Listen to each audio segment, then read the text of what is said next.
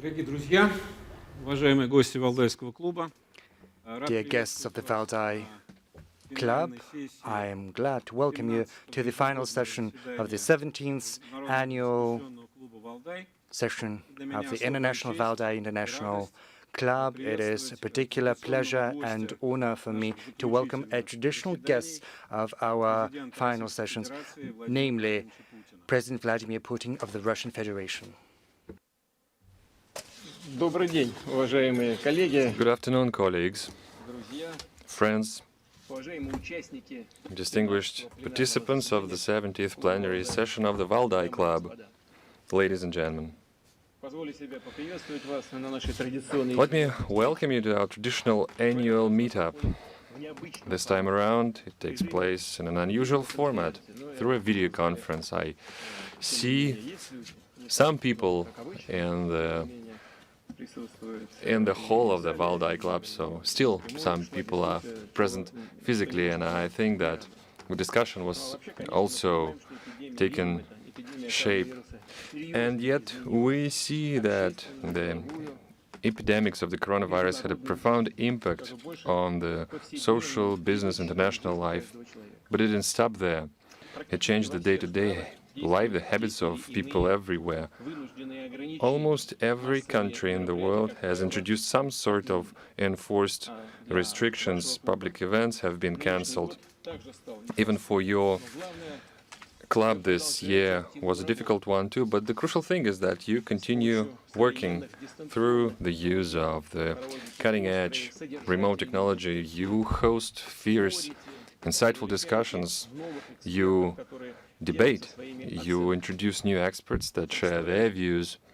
They voice out engaging, creative, often controversial and diametrically opposing views on the current developments. This debate is in much demand right now. It's very useful when there's no shortage of difficult issues that need to be answered. We are yet to wrap around our heads around the epidemic, its present and future impact for the humanity. But as we confront this peril, this challenge, the international community is trying to come together, and it managed to accomplish certain things together, but let me be frank with you, it accomplished far less than could have been done and should have been done. In the face of such a colossal common challenge, and these squandered opportunities also invite genuine international discussion. Russia, from the start of the epidemics, focused on the core value, on life and safety of people, and this was a conscious choice.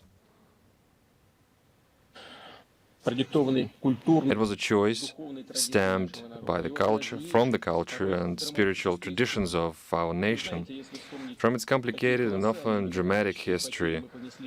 Just remember the huge demographic losses that we sustained in the 20th century. We had no other way. We had to fight for the life of every man, for the future of every Russian family.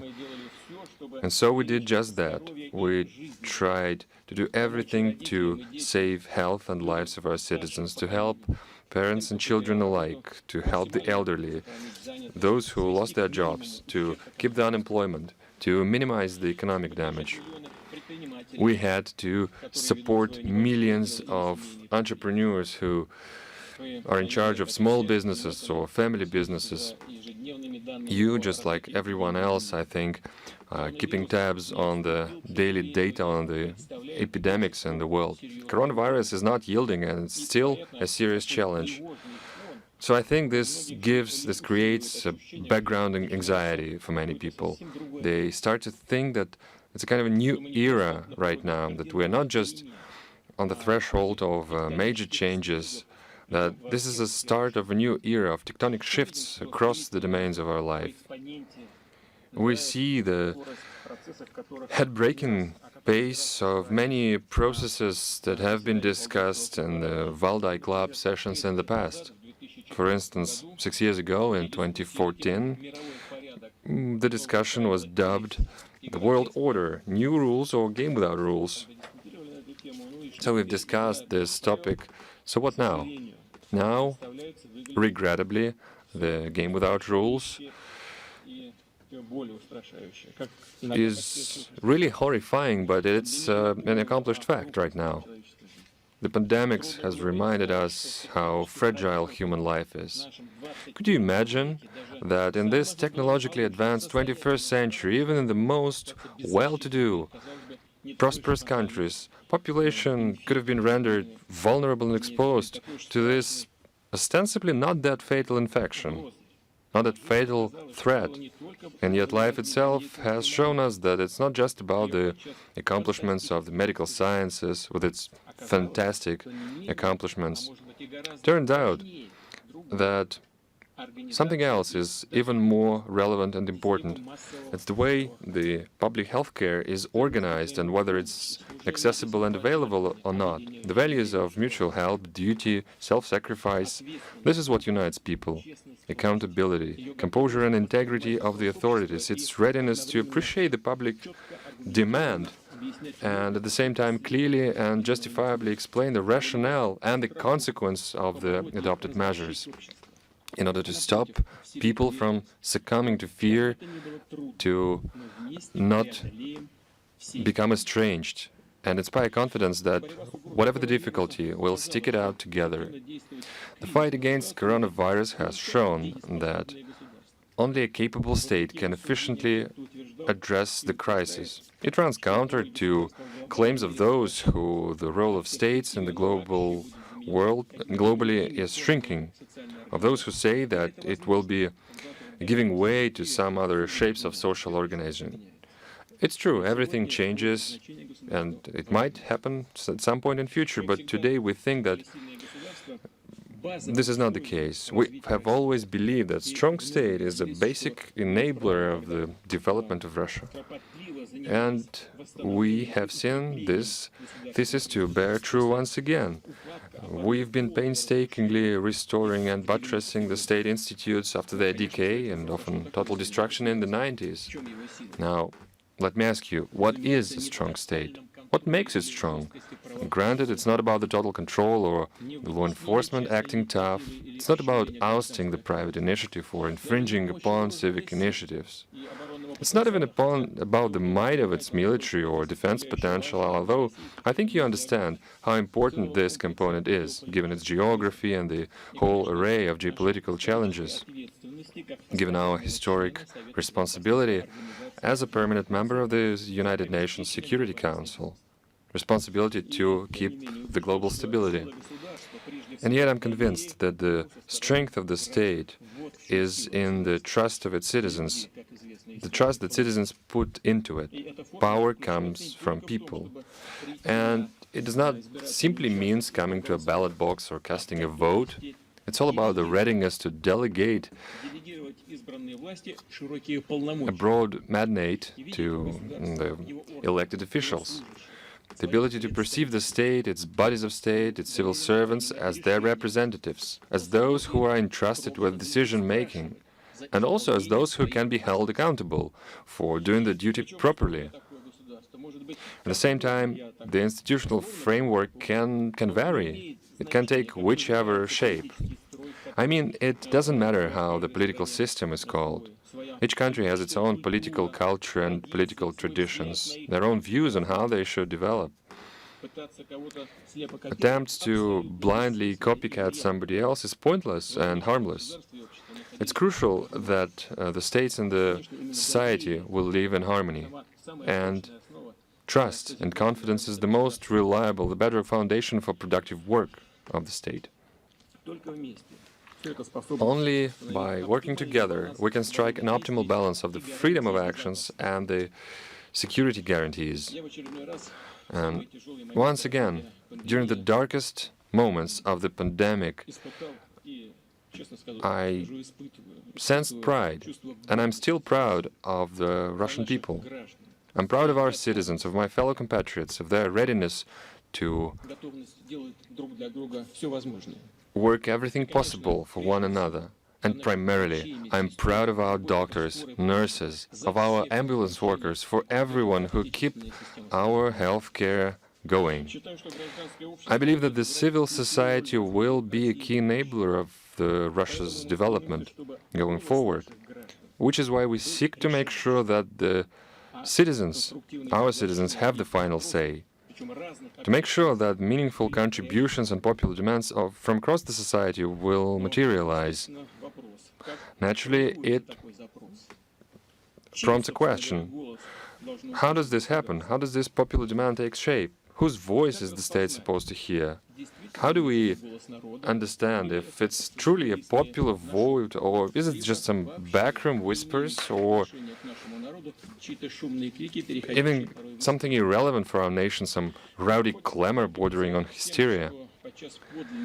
What we often see is how a bona fide popular demand is being substituted by an interest of some narrow social strata, or even foreign external powers. You know what? True democracy and civil society cannot be imported. I've mentioned this time and again. They cannot be a product of some do-gooders from abroad, even if they purportedly wish you well. Theoretically, this is probably possible, but let me be frank with you, I've never seen anything of the kind in my life, and I don't really believe in this. We all know, we've been through that. We know how this cargo cult democracies function.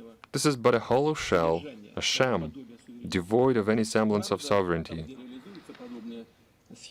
Nations actually have no say there. So the quote-unquote heads of state are vassals whose fate is decided by the masters. So tell me once again, only citizens of the country are entitled to decide what their popular demand is. Russia has been through a long and winding road when basically the primary source of creating and funding the NGOs were some foreign foundations.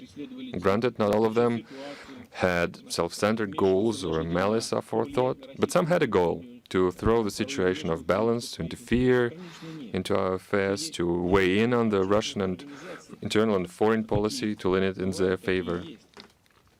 Not all NGOs are like this. There are independent civil society groups, and probably there are genuine organizations wishing to help, and we are really grateful to them. But even in these instances, they were alien and extraneous bodies that reflected the views and interests of their foreign patrons, not the Russian citizens, which is to say they were tools in somebody else's hands, with all that it implies. Strong, free, independent civil society is by definition a nation-centered and a sovereign one. It has its origins in the grassroots level. It can have various shapes, but this is a product of the culture and traditions of a specific country. It's not a byproduct of some abstract transnational mind that is nothing but a screen for some foreign interests.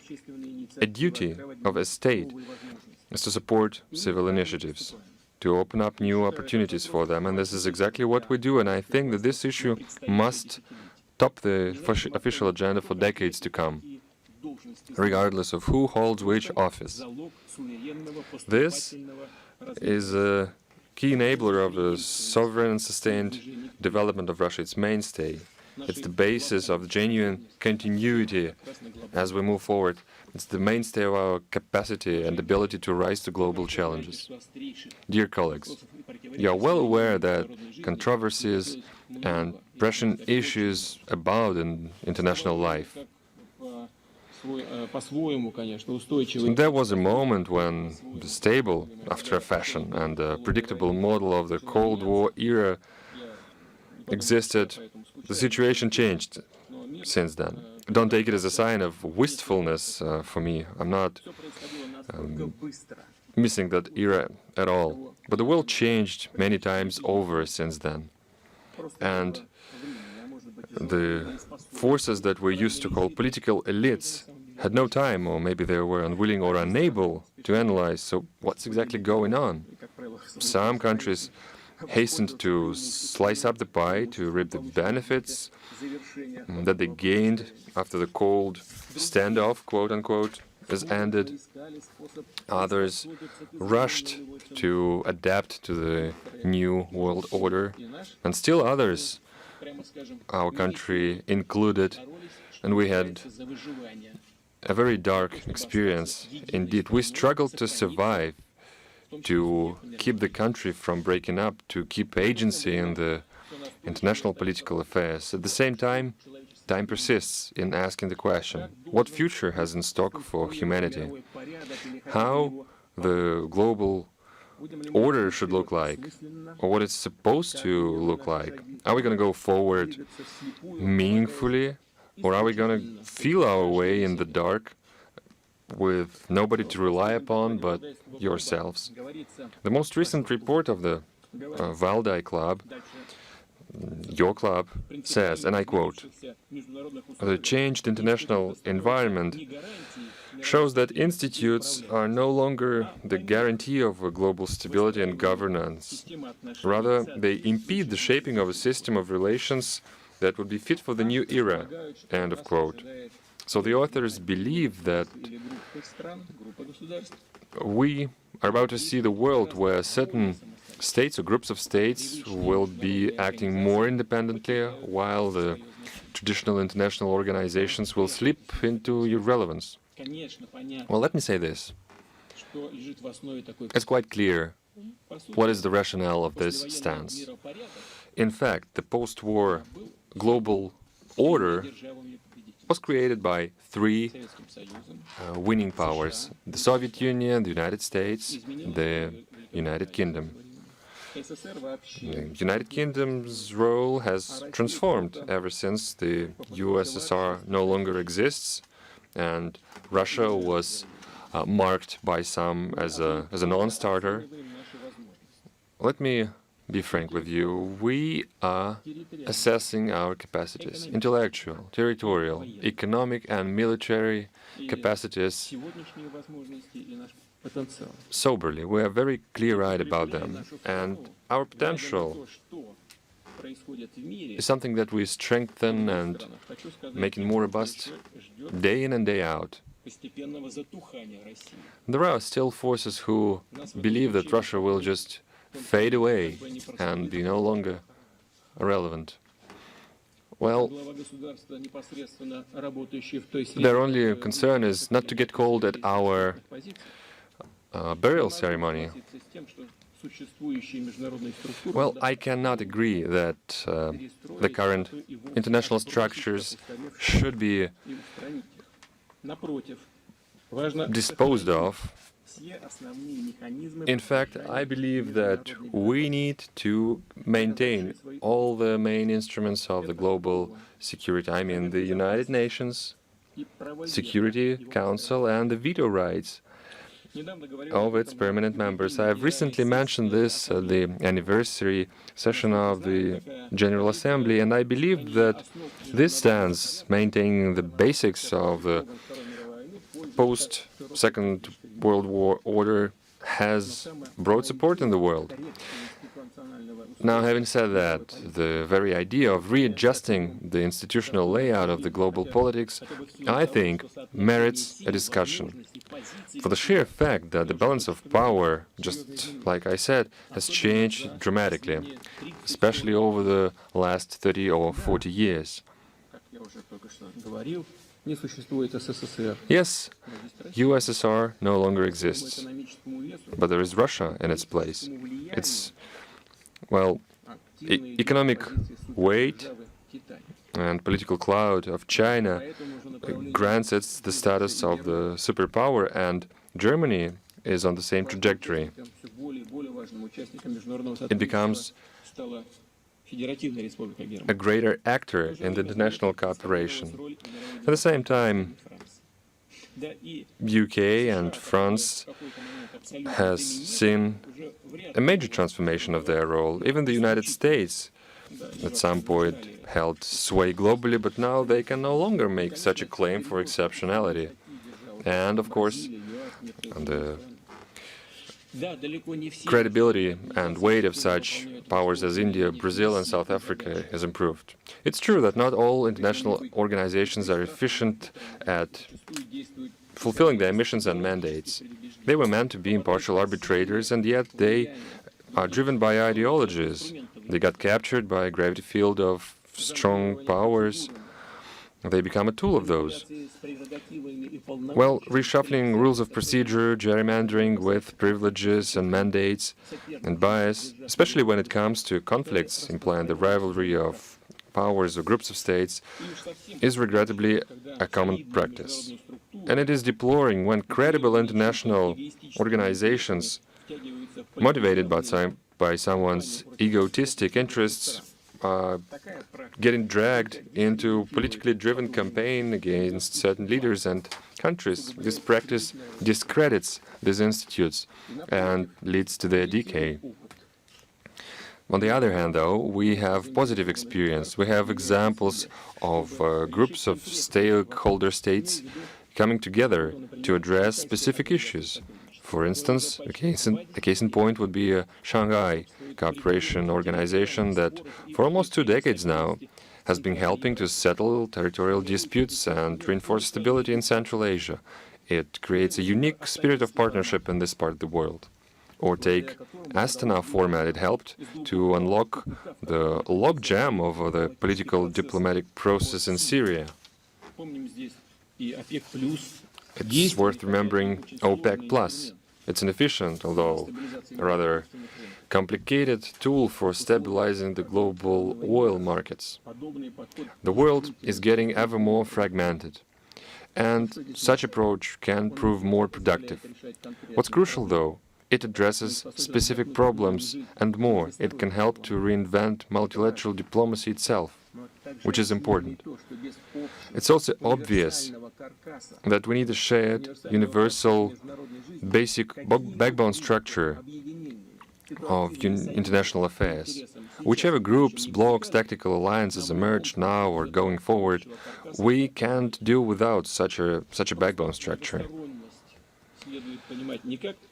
It is just that the multilateralism should be understood not as 100% inclusion, but rather a need to engage actors who are actually holding a stake in settling a problem. And granted, no good comes out of the following situation.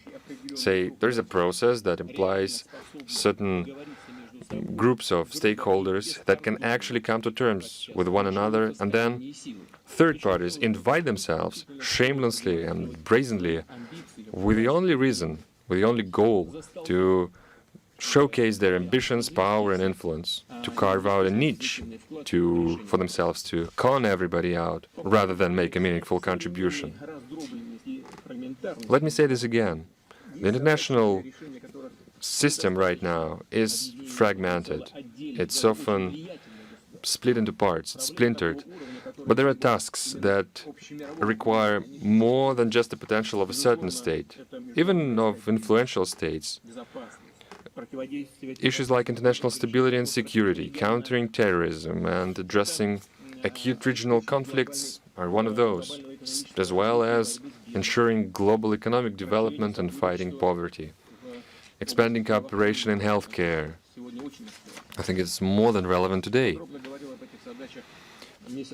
I've mentioned all those issues in details about a month ago at the anniversary session of the General Assembly. In order to tackle these issues, we need to put together a systematic, joint effort designed for the long run. However, there are even more further-reaching issues, something that every one of us has to deal with. I think many of us have read The Little Prince by Antoine de Saint-Exupéry in the childhood. There is a steadfast rule. You wake up in the morning, you wash yourself, you tidy up yourself, and then you tidy up your planet. It's a tedious job, all right, but not difficult at all. And I'm convinced that we have to be constantly engaged in this quote-unquote tedious work. If we want to save our shared home for the generations to come, we have to tidy up our planet. The issue of environmental protection is a staple item of the global agenda, but I would look at the bigger picture. We need to abandon the excessive, the unrestricted overconsumption and choose frugality instead, choose reasonable sufficiency.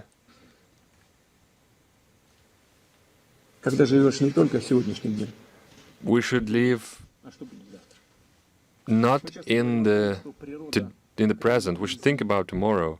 You often say that the nature is extremely vulnerable for human activity, especially as the natural resources are mined and exploited on the large scale globally. And yet, a man is still exposed to natural disasters. Many of them are caused by anthropogenic interference. Besides, many scientists think that outbreaks of dangerous diseases is a response to such an intrusion, and this is why it's crucial to build the harmonious relationship of man and nature. We see this on the example of climate change. This problem requires real action. It's no longer an abstract highbrow item for the scientific debates. It's something that has direct relevance for every citizen of Earth. Global warming makes the ice cap melt and makes the permafrost melt down. The experts believe that in the decades to come, the pace and intensity of such a process will only grow more intense, and this is a serious challenge for the rest of the world, and of course for Russia too, where permafrost takes up 65% of the territory. Such changes can deliver an irreparable damage to biodiversity. It can have an extremely negative impact on economy and infrastructure. It can endanger people. This is a very relevant issue for us. It's true for pipeline systems on the permafrost, for citizen settlements that are located on the Russian territory that stand on the permafrost. It is believed that by the year 2100, about 25% of the permafrost will thaw, will melt down, and this is a serious danger. The situation can spiral out of control. It's kind of a chain reaction.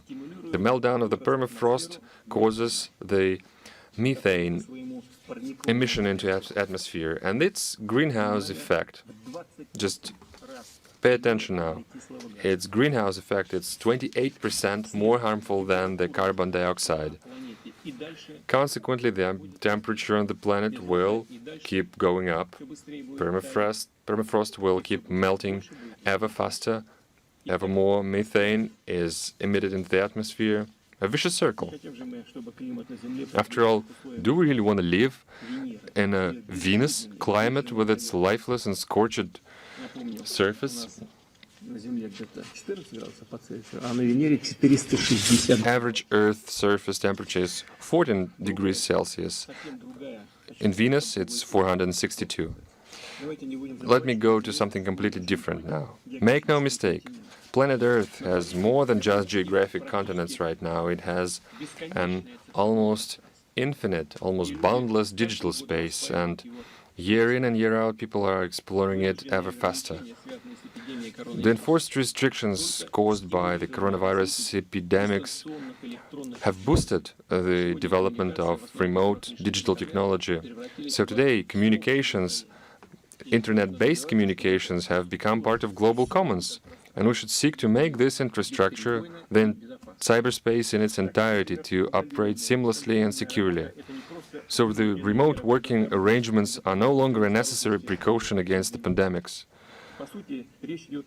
In fact, we're talking about the new forms of employment, new forms of social interaction or human communication. As the technology progresses, these changes are inevitable. The circumstances of today have merely accelerated the process. Everybody now appreciates the convenience of this technology, but there is a flip side to this medal. The growth of all the risks in the digital space. Yes, cyberspace is fundamentally novel medium. The one that in fact never had a universally recognized rules of conduct. The technology have by far outstripped the legal framework. And at the same time it's a very peculiar domain, the one where matter of trust looms large. I think we should use our historical experience, we should look into the retrospect. What do I mean by this? Well, during the Cold War there is a specific term, the confidence-building measures. It related to interactions between the USSR and the United States, between the Warsaw Treaty countries and the NATO, which means to the military-political sphere. Today, and I stress this, the rivalry is hybrid, as it were. It has impact on all domains of human life, which means that we need to build confidence across the board in all domains. And cyberspace can be a testing ground for this kind of new confidence-building measures, just like arms control has laid the path towards the better confidence and trust in the world globally. It's clear that designing the measures for cyberspace is very difficult, but it's past time we started this effort. And Russia is actively promoting bilateral and multilateral arrangements in cybersecurity. In the United Nations, we have introduced 2 draft conventions on the topic. We have founded an appropriate open-ended working group. I have just recently addressed the United States with a proposal to start a comprehensive discussion of international information security. We're fully aware that there's the election campaign going on, and the United States politics have plenty of things on their mind. But we hope that the next administration, whichever it is, would respond to our proposals on this issue and others on the Russia-America agenda. And those are plenty. Global security issues, future of the New START Treaty, and many others. Believe me, there are plenty of things to discuss, and we stand ready to discuss them frankly, in earnest and equitably. Yes, there was a time when the crucial international issues have been, in fact, discussed by Moscow and Washington. Well, it's a long time gone. But we believe that this bilateral dialogue, in this instance, the bilateral dialogue in cybersecurity, is an important step to a far-reaching discussion that would engage many other countries and organizations. Well, maybe the United States will be unwilling to join this effort. That would be lamentable, but we will not stop at this. We will be ready to engage with it with anyone interested in joining the efforts. I think there will be plenty of people, plenty of partners like this. One other aspect. We are living in the era of major shocks and crises. We're no strangers to this, especially the Cold War generation, let alone the Second World War generation. It's not just a memory for them, it's part of their life record. Well, it makes me wonder, humanity has advanced beyond the beyond technologically and socially, economically. And at the same time, the humanity has lost touch with the moral ground. The ethical values are vague. Humanity has lost its way, and the raison d'être, it no longer understands what's the mission of the man on the planet Earth. This crisis cannot be resolved through diplomatic negotiations. You cannot convene an international conference to deal with this. It takes revisiting the priorities and rethinking the goals, and we should start with ourselves, with every human being, with the community, with the state, and only then we should proceed with reshaping the global order. Coronavirus pandemics this year can become a reference point for this transformation, and this reassessment, this rethinking is still going to happen. Sooner or later, we all understand that it's necessary. And I agree with those who say that it's better to start it sooner rather than later. We can start it now. And it's no coincidence that I remembered the historical analogy, the elder generations that went through the thick and thin of the past century. The things that we've discussed today is something that the youth will be dealing with. All the topics that you've been debating about, it is the youth, the people, the younger generations who will have to find solutions to this. Russian citizens who are now maturing and gaining life experience will have to address these challenges in the 21st century. They have their own views towards the past, the present, the future. And yet I believe that there is one constant about us and about them. These are the best traits of our nation. It's the patriotism, the will to overcome, the creativity, the ability to work hard, to help one another, the ability to surprise the world by finding solutions to the impossible tasks. Colleagues, I've discussed various problems today. I've mentioned many things. And I hope that despite all the difficulties, the world will be able to come together and fight the real threats, not the make-believe ones. We'll find inner strength to confront them. I hope that the world will cast aside the self-centeredness, the greed, the feckless and wasteful consumption. One might ask, isn't it utopian? Isn't it just an exercise in wishful thinking? Well, you know what? When you look at the actions of our fellow human beings, I have my doubts. And yet I strongly believe that the common sense will prevail. I believe that we still can understand one another. We just have to open our eyes and cast aside the silo mentality and understand that the earth, the air, the water is for us to steward. It's our legacy and we need to cherish it, just as we need to cherish the value of every human life. This is a complex and wonderful world, and it leaves us no other option. We don't want to make the mistakes of the past again. Thank you.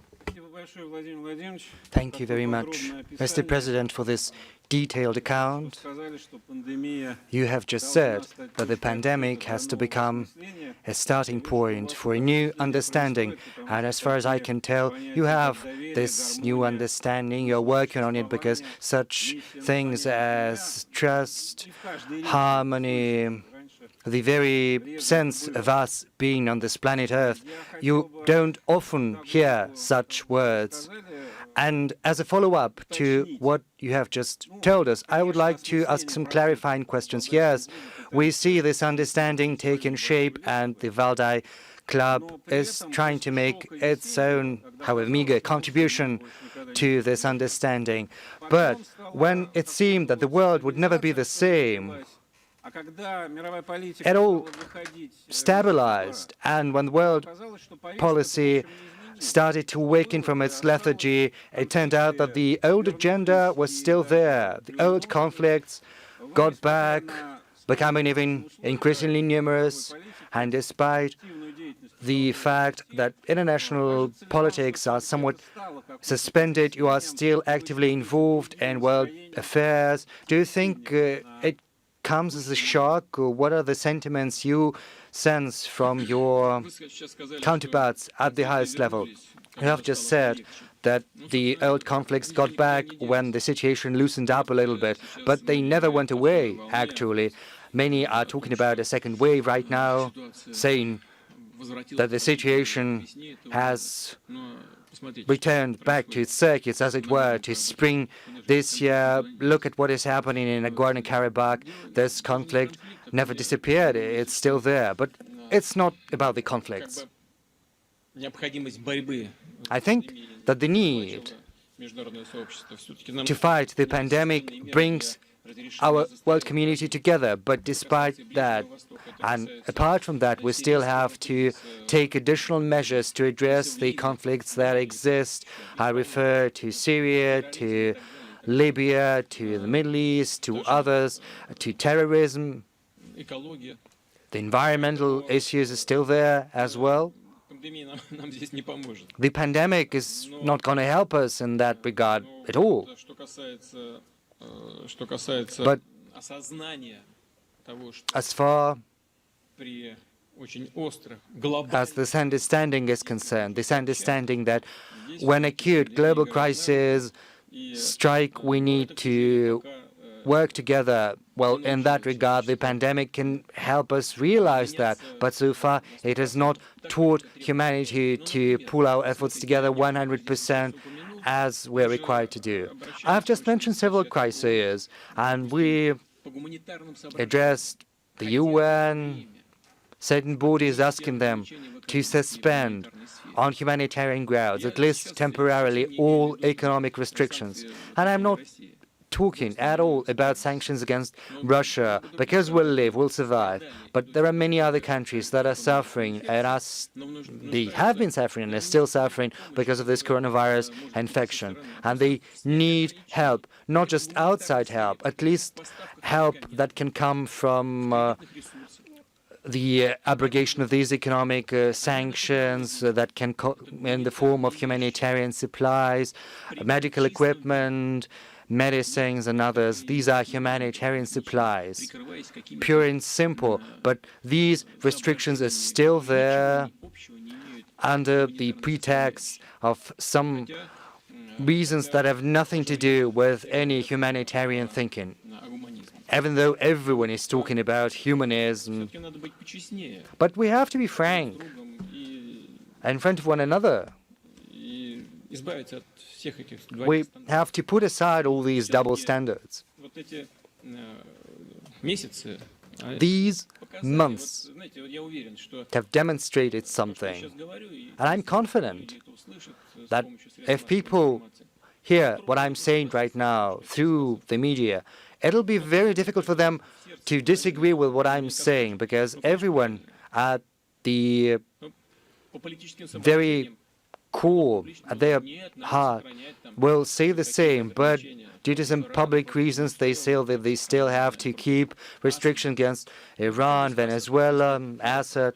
But what has Assad to do with the suffering of common people?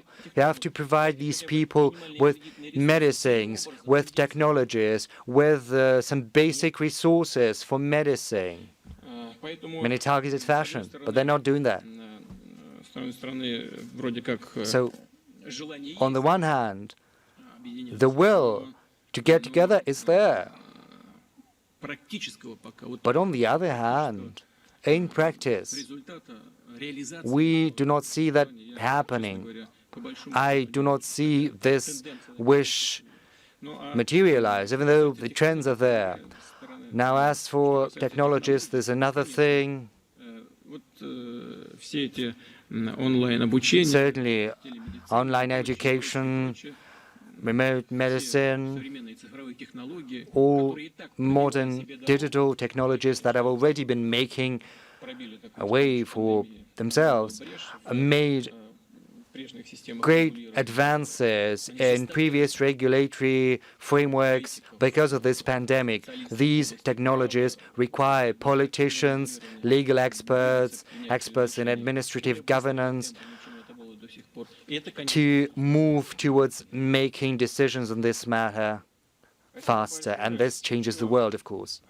Thank you very much. Another question as a follow-up to your statement. You said unequivocally that the main value is safety and life of the people when you spoke about the strategy in the fight against the pandemic. The strategy is clear, but the tactics can be different. They vary. In spring, there was a vivid criticism with regard to countries that chose their own path, like Sweden and Belarus, that chose not to shut down their economies and that didn't follow the path of a complete lockdown. There were many arguments, both for and against. 6 months has passed, and as we can see, most of the world is following the path of these countries, not the one they chose back in spring. And I think you mentioned yourself that you're not envisaging shutting down the economy completely. So the balance is shifting, and the balance sometimes should shift towards saving the economies.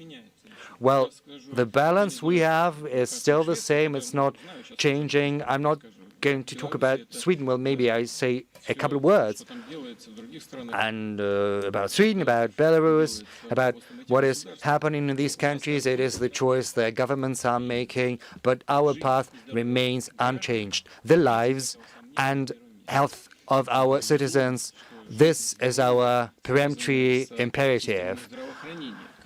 And of course, life and health, these issues are tied inextricably to healthcare systems that have to enjoy full support from the federal budget, from regional budgets, and from other budgets. And in order for these budgets to be replenished, the economy has to carry on. And these things are linked inextricably, and we have to strike this balance. And I think we managed to strike this balance from the very beginning, because we have taken a number of very serious measures to sustain the economy to the tune of 4.5% of our GDP. Some countries have gone beyond that, but it's not just about the volume of the money that we've allocated. It's about how efficiently we are using this money. And I think, and incidentally, the government and I discussed some related matters, and I think we managed to work in a targeted fashion.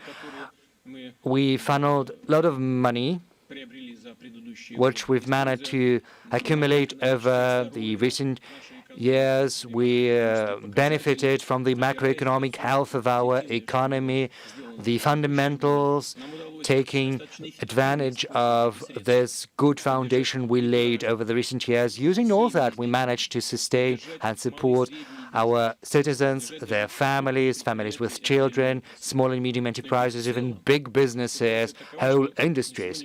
And on the whole, as we can see, there is no need, as of now, at least in Russia, to get back to complete restrictive measures, the ones we had to resort to in spring when we put people on paid furlough and we shut down whole industries. This is partly due to the efficiency our healthcare system has demonstrated, and we have reserves now, like additional hospital beds. We've got the medicines there, we've got the protocols for treatment, our medical specialists know how to proceed. So we know and we have this confidence that we can overcome these issues. That's the first thing I wanted to tell you. Secondly, from the outset, and I'm reminding you, given the vastness of our territory, from the very outset, we were saying that we were going to delegate a lot of competences in taking these decisions to the constituent bodies of the Russian Federation, the Russian regions. And if you look at the international experience, you'll see that most countries have followed this path because it was efficient. Right now, we do not need to do that because our economy is recovering, manufacturing sector is recovering, the agricultural sector is performing splendidly. We see an uptick, and our export is recovering as well. Yes, there are some issues which we still need to address. But if you look at our macroeconomic fundamentals, then you'll see that they're okay.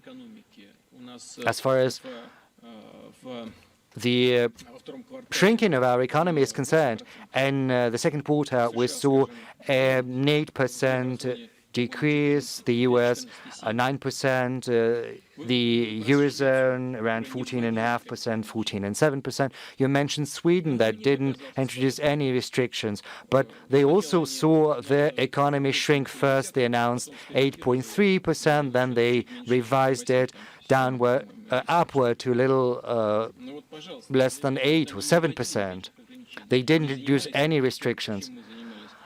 They didn't follow our example, for instance, when we supported our economy and citizens, but the outcome is the same, because all of these factors in the modern world are closely intertwined. And if an economic downturn is inevitable, then the first thing we have to attend to is the people. And this logic is perfect, irreproachable. As far as Belarus is concerned, I spoke to President Lukashenko on many occasions, and he understood full well the magnitude of the threat. Belarus does not have the same gold and currency reserves or the economic landscape is not as diverse, and he had to keep the economy afloat. But on the whole, the situation there is no worse than in other countries. So we are not in front of such a choice. We didn't have to choose between the people or the economy, and right now the choice is not there either. There is no need to introduce tough restrictions. There is no need to shut down companies. Yes, we need to readjust the support we provide to certain sectors like small and medium enterprises. Some of these spheres require additional support. Sometimes we should probably extend the preferences with regard to taxes or other preferences that we introduce and that are soon running out. There is a need to have a closer look at transport, at services. We are fully aware of that. We see that, and we're going to continue working in that regard, however difficult it might be. We're going to work together based on the trust and confidence of the people, and we're going to weather these difficult times. Thank you very much. We are moving on to our traditional discussion. Structurally, it is going to be organized in a very complex fashion because we have people in the audience. I am getting questions from those who are following us online and who are texting these questions to me, and there are also colleagues who have a chance to ask their questions personally. I'm going to be a fair operator of this process. I apologize in advance. Let's begin with Timofey Bodichov, our colleague from the Valdai Club. Good evening. Thank you, Mr. President, for this unique opportunity. Mr. President, amid the global economic shocks, as we can see, there are increasingly numerous statements that the liberal market economy is no longer a sufficiently reliable instrument countries have in their possession in order to survive and go on. Recently, the Pope Francis said that capitalism has exhausted itself. Russia has been living in a capitalist model for more than 3 decades. Does this mean that we need to search for an alternative? Is there an alternative? Maybe the leftist idea is going to get back to the forefront, or maybe something completely new. Karl Marx once spoke about the birthmarks. Oh, I think it was Lenin who spoke about the birthmarks of capitalism. I wouldn't say that we live completely in a capitalist economy. We go step by step, building a market economy and its institutions.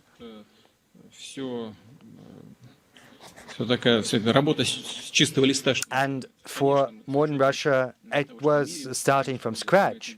But given the world developments, this is something we are doing. But after a long period of a planned economy, more than around 100 years, it is very difficult for us to transition to a market economy. As far as pure capitalism is concerned, it existed at the beginning of last century in its pure form. But after everything we saw in the world economy and in the US and the 20s, in the 30s, after the Second World War, everything changed drastically. And we have spoken about that on many occasions. I do not recall whether I spoke about that at the Valdai forums, but experts who are far better versed than I am in these matters and whom I talk to on a regular basis say something that is absolutely comprehensible, understandable. When macroeconomic fundamentals demonstrate stability, sustainability, the funds are growing, consumption is growing, and people start to say that the government is only a hindrance and that they should get back to the efficient instruments of market regulation. But should a crisis or a problem strike, everyone runs back to the government, saying that there is a need to reinforce the regulatory function the government is playing. And this happens all the time. It bounces there and back again. And it happened during the previous crisis, like we saw in 2008. And I remember perfectly when the key shareholders of our key biggest enterprises came to us, not just on the Russian scale, but also internationally, very big companies, and they were willing to sell their shares at a not very low price because they were afraid of the responsibility, they feared the pressure from the shareholders. But this time, the business is acting in a different fashion. No one is trying to shirk the responsibility. On the contrary, they are trying to use their own resources. They are not acting greedy. Well, of course, people act differently, but mostly businesses are socially responsible and oriented, and I'm very grateful to these people. And I would like them to hear me. As of now, we have no planning economy, no planned economy. Take China. There is no purely planned economy there, nor does purely market economy exist anywhere, because the regulatory function of the government is required. Take such big international industries as aircraft construction, aircraft building. The regulatory function is there. You see it, or sometimes you don't, but it's impossible for this market to exist without such a regulatory function. And we see that all countries that they claim to the title of big aircraft building power, they all provide support from the government to these industries. And these types of support are very numerous, and the same applies to car industry and other industries as well. So we have to determine for ourselves how far the government should be involved in the economy, where and how the government's role has to be reduced. I often hear it said that the government plays too big a role in the economy. But when a pandemic strikes, like this time, when we have to reduce the business activities, when the traffic falls, not just passenger traffic, but also cargo traffic, when the question begs itself, what are we to do to help aviation, because the passengers are not flying or flying not that actively? We see that the government support is required. There is no pure market, nor is there pure government governed economy. But we have to determine for ourselves how far the government should be involved in the economy. But all of that based on the goals we pursue. Well, there is no one-size-fits-all approach. Look at the shrinking of the GDP in the so-called advanced economies, more than 14% in Europe. What about the unemployment rate? I think it's more than 10% in Eurozone. Yes, we saw an uptick in unemployment, but it's still 6.3% in Russia. All of that is the fruit of government regulation. What about the inflation rates? We were fighting inflation. And this is yet another example of the regulatory function the government is playing. The central bank is one of the most important instruments in the toolkit of the government. The central bank, the government, they're all using their programs, like the government with its social programs, with national projects, are funneling a lot of money into the economy, thereby having an impact upon the state of our monetary policy. And as you can see, our inflation rate stands at 4%, to be precise 3.9. And I've just spoken to the chairman, the central bank governor, and I think we are going to be within the anticipated range of around 4%.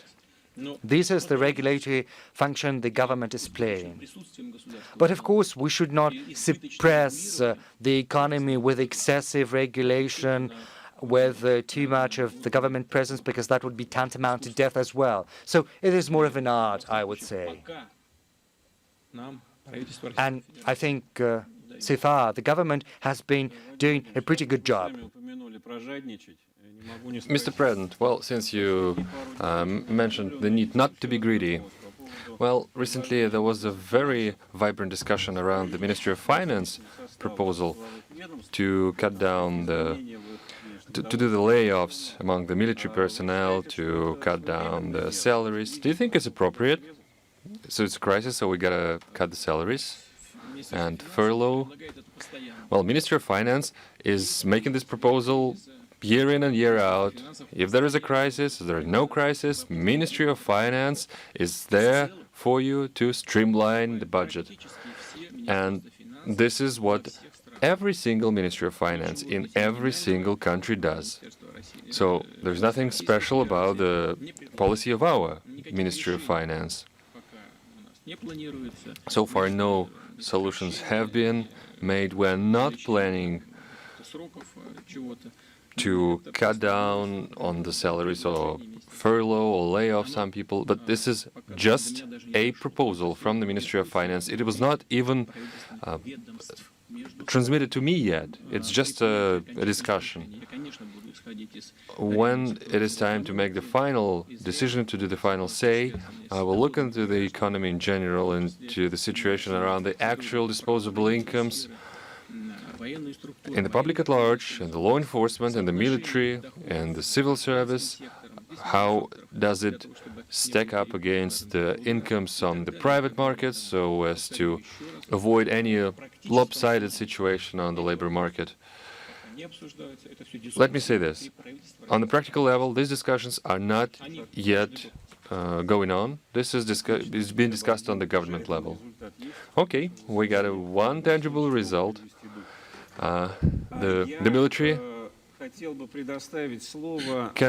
may no longer worry about this. I now want to give the floor to a person, a good friend of ours, Sam Charat, our guy in Washington.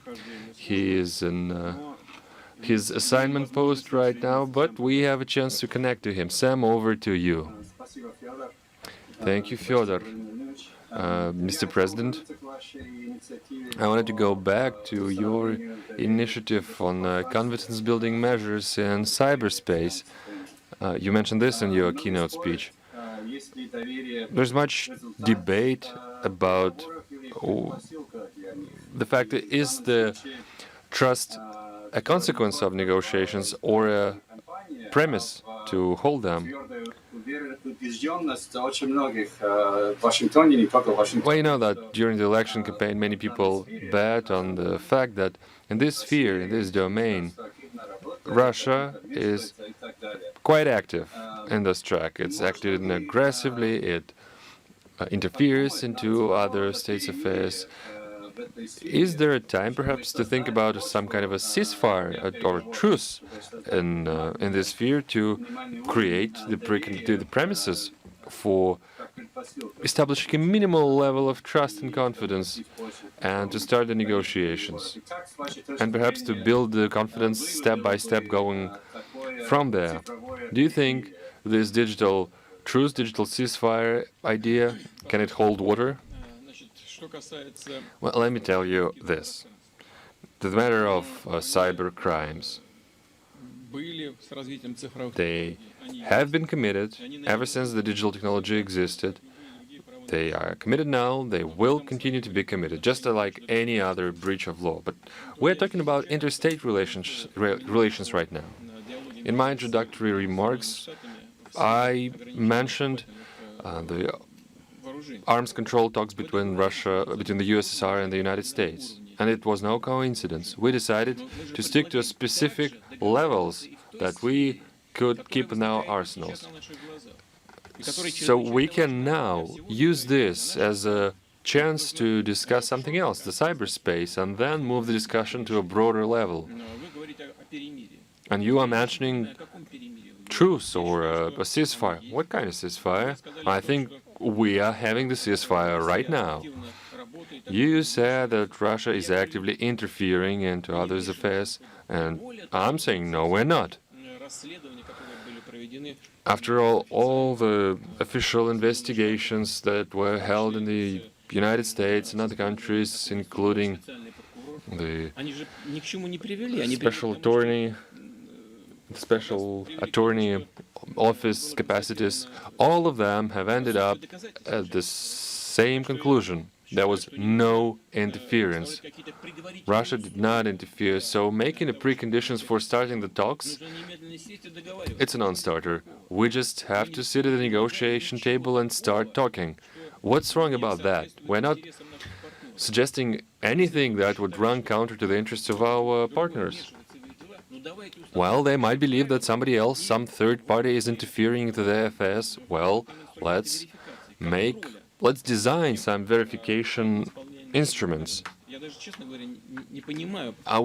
Do we have such a tool? I don't see the reason for such a stubborn refusal to negotiate.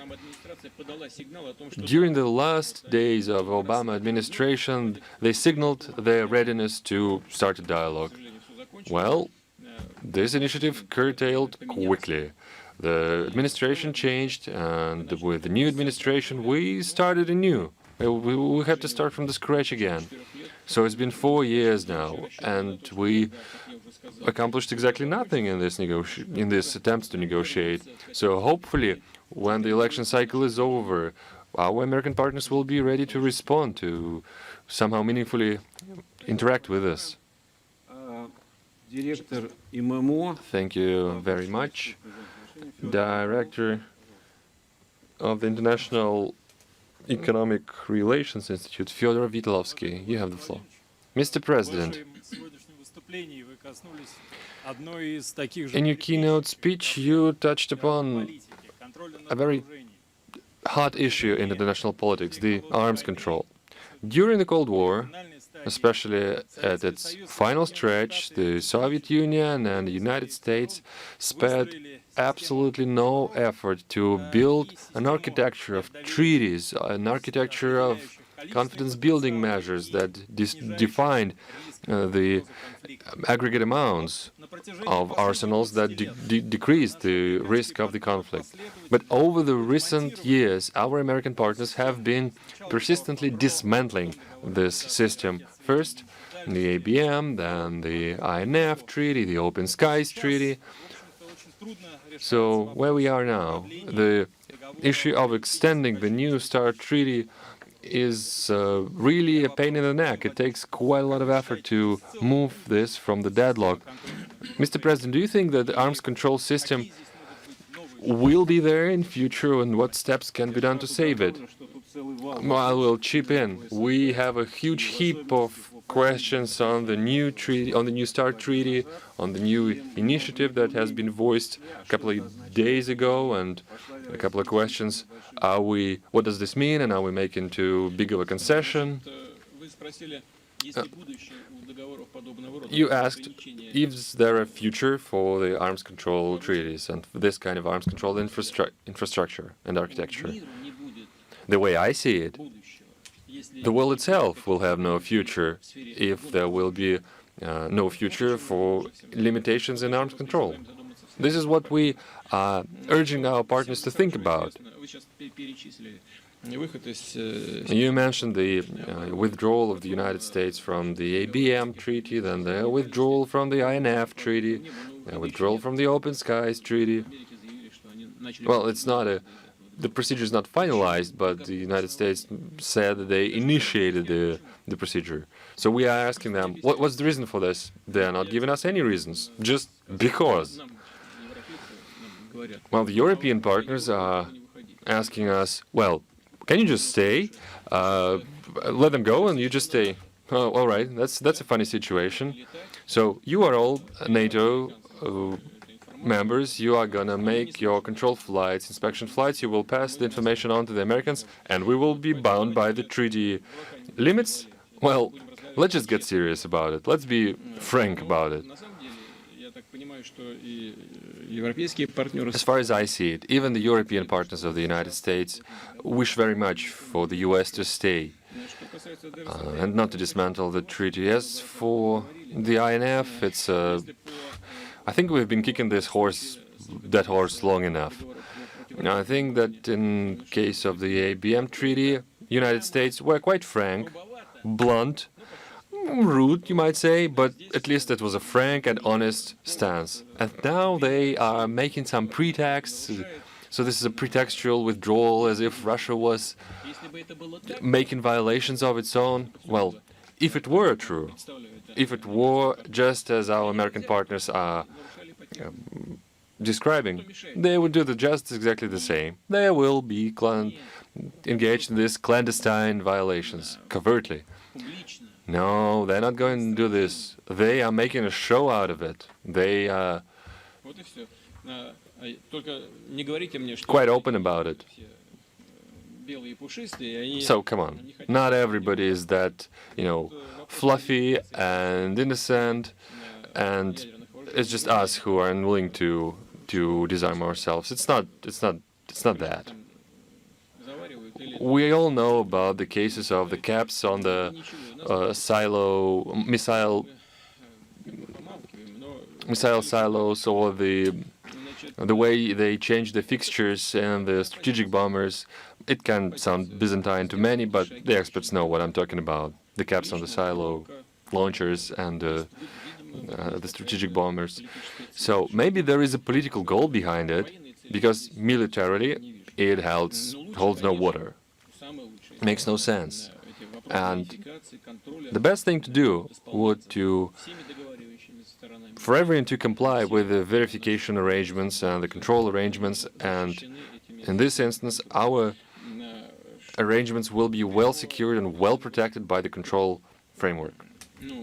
Now to the New START treaty. We've been discussing these issues when we negotiated the treaty. We knew about the problems all along. There was only one thing disregarded in this. As a reciprocal act, when the United States withdrew from the ABM treaty, Russia has designed its own high-precision conventional weapon systems.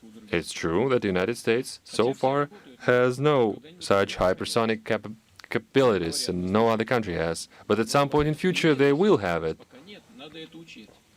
So they're going to tell us, well, you have this kind of weapons, we don't. Let's factor this in. And we are saying, okay, let's do this. We should factor in the number of the vectors, the carrying capacity, the delivery vehicles, and not just the warheads. So what I suggested is a very simple concept, something that's pretty obvious.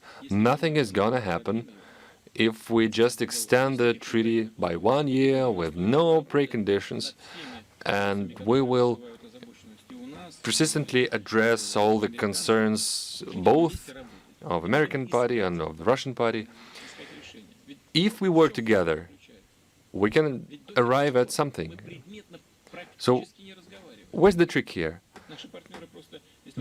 In the past, there was no talks on the substance.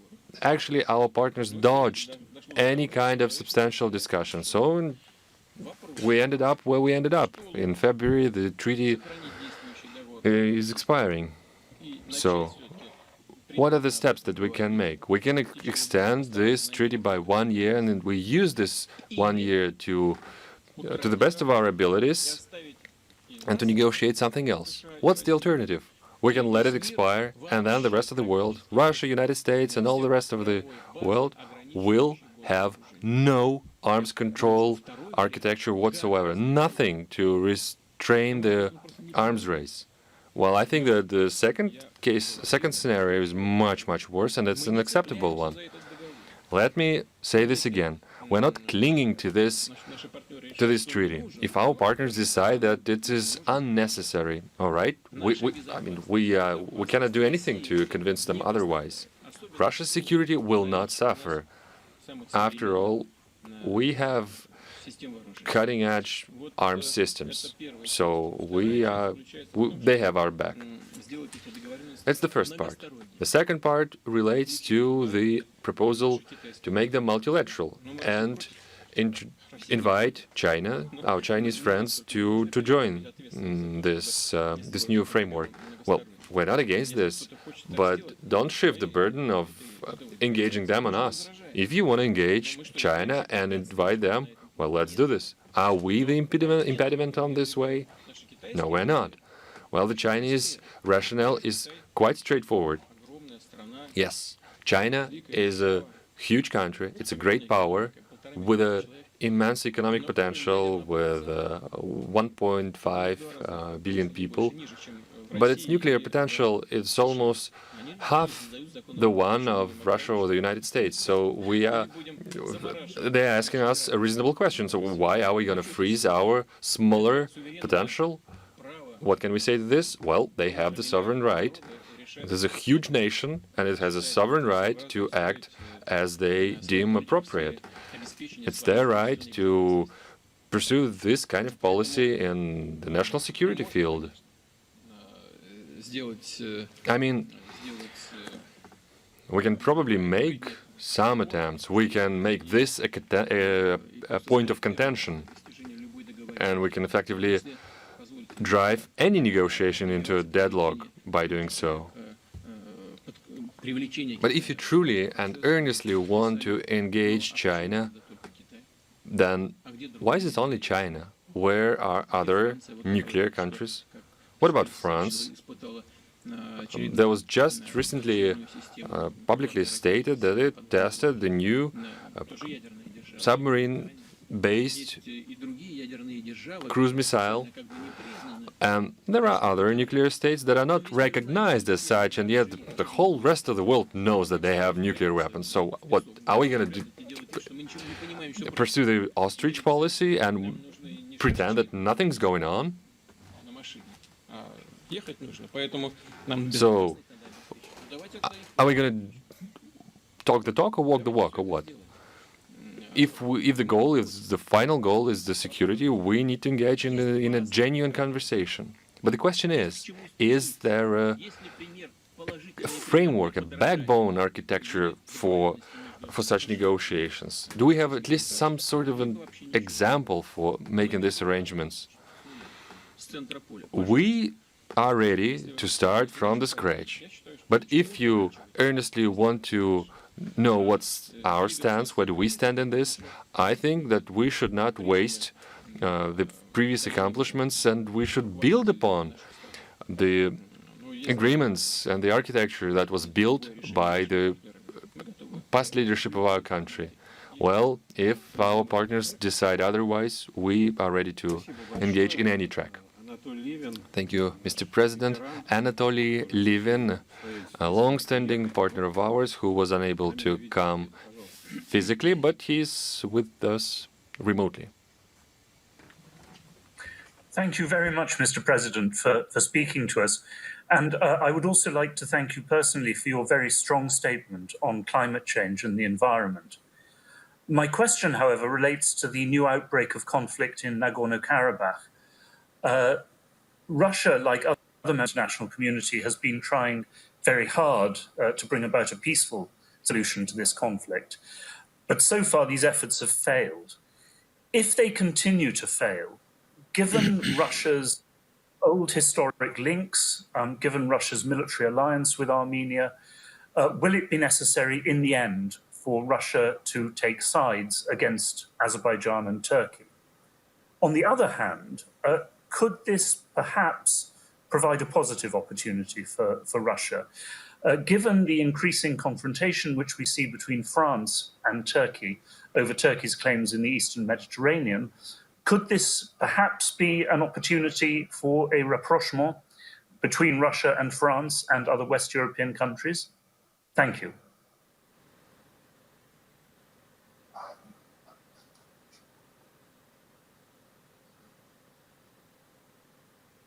Последнюю часть вопроса я не очень понял. Извините. Can you please repeat the last part of your question? Может ли быть сближение с Францией и Европой на основе того, что Турция противостоит и им, и в какой-то Can степени? there be a rapprochement with France and the rest of the Mediterranean because of their confrontation with Turkey? Начнем сначала с Нагорного Well, Карабаха. let me start at the beginning with Nagorno-Karabakh and who will support whom.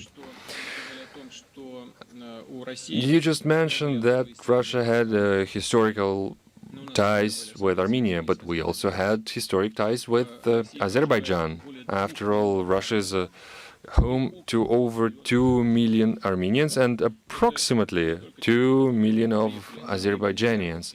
It's not just the people who come to as seasonal workers, it's people who live here, and they are sending billions as remittances to support their families back home.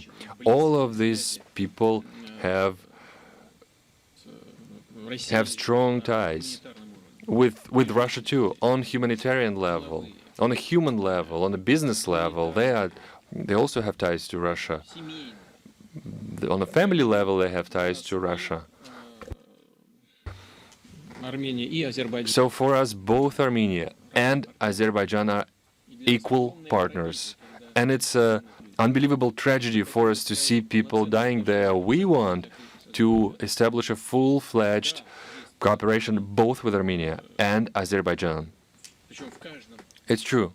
There are aspects, there are nuances in our relationship.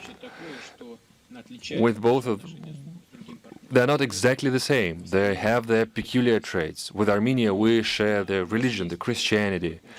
But then we have very close ties with Azerbaijan on other tracks. As for the religious element, let me stress this, almost 15% of Russian population confesses Islam. So even in this sense, Azerbaijan is no stranger to us. Well, one thing that we should bear in mind is the history of Armenia during the First World War. The tragedy of the plight of the Armenian nation, we should bear this in mind. This was the second component of this issue. Now, the third one is that the conflict not just started as an interstate conflict, not just a fight over territory. It bursted out as an ethnic strife, a secular strife, and we have to factor this in, first in Sumaidi and then in Nagorno-Karabakh. Horrible crimes against Armenian nation were committed. we should bear all of the above in mind, and at the same time, we are fully cognizant of the following fact. A situation when a substantial part of Azerbaijan was basically lost by the country is unsustainable, is untenable. And for several years, we've been proposing all kinds of options to find a way out of the crisis, to find a long-term resolution of the conflict. I'll spare you the details, but trust me when I say this, this was a long and painstaking effort to reach the rapprochement. There were moments when we thought that just a little bit and we are going to get there. Unfortunately, it never happened. And today we are where we are. We see perhaps the worst case scenario of a conflict, and the tragedy is the loss of human life. There are huge casualties on both sides. According to our data, over 2,000 people are dead on each side, which means that the overall number of casualties is something to the tune of 5,000. For over the 10 years of war in Afghanistan, Soviet army lost 13,000 people. It was 10 years, a decade. And here we have such a short span of time and almost 5,000 people dead. And think about the injured. Think about the people who just suffer the consequences of war. Think about the children. So this is a very special situation. The Minsk group was created in 1992, I think, and Russia and France, as co-chairs, share a special responsibility for the process.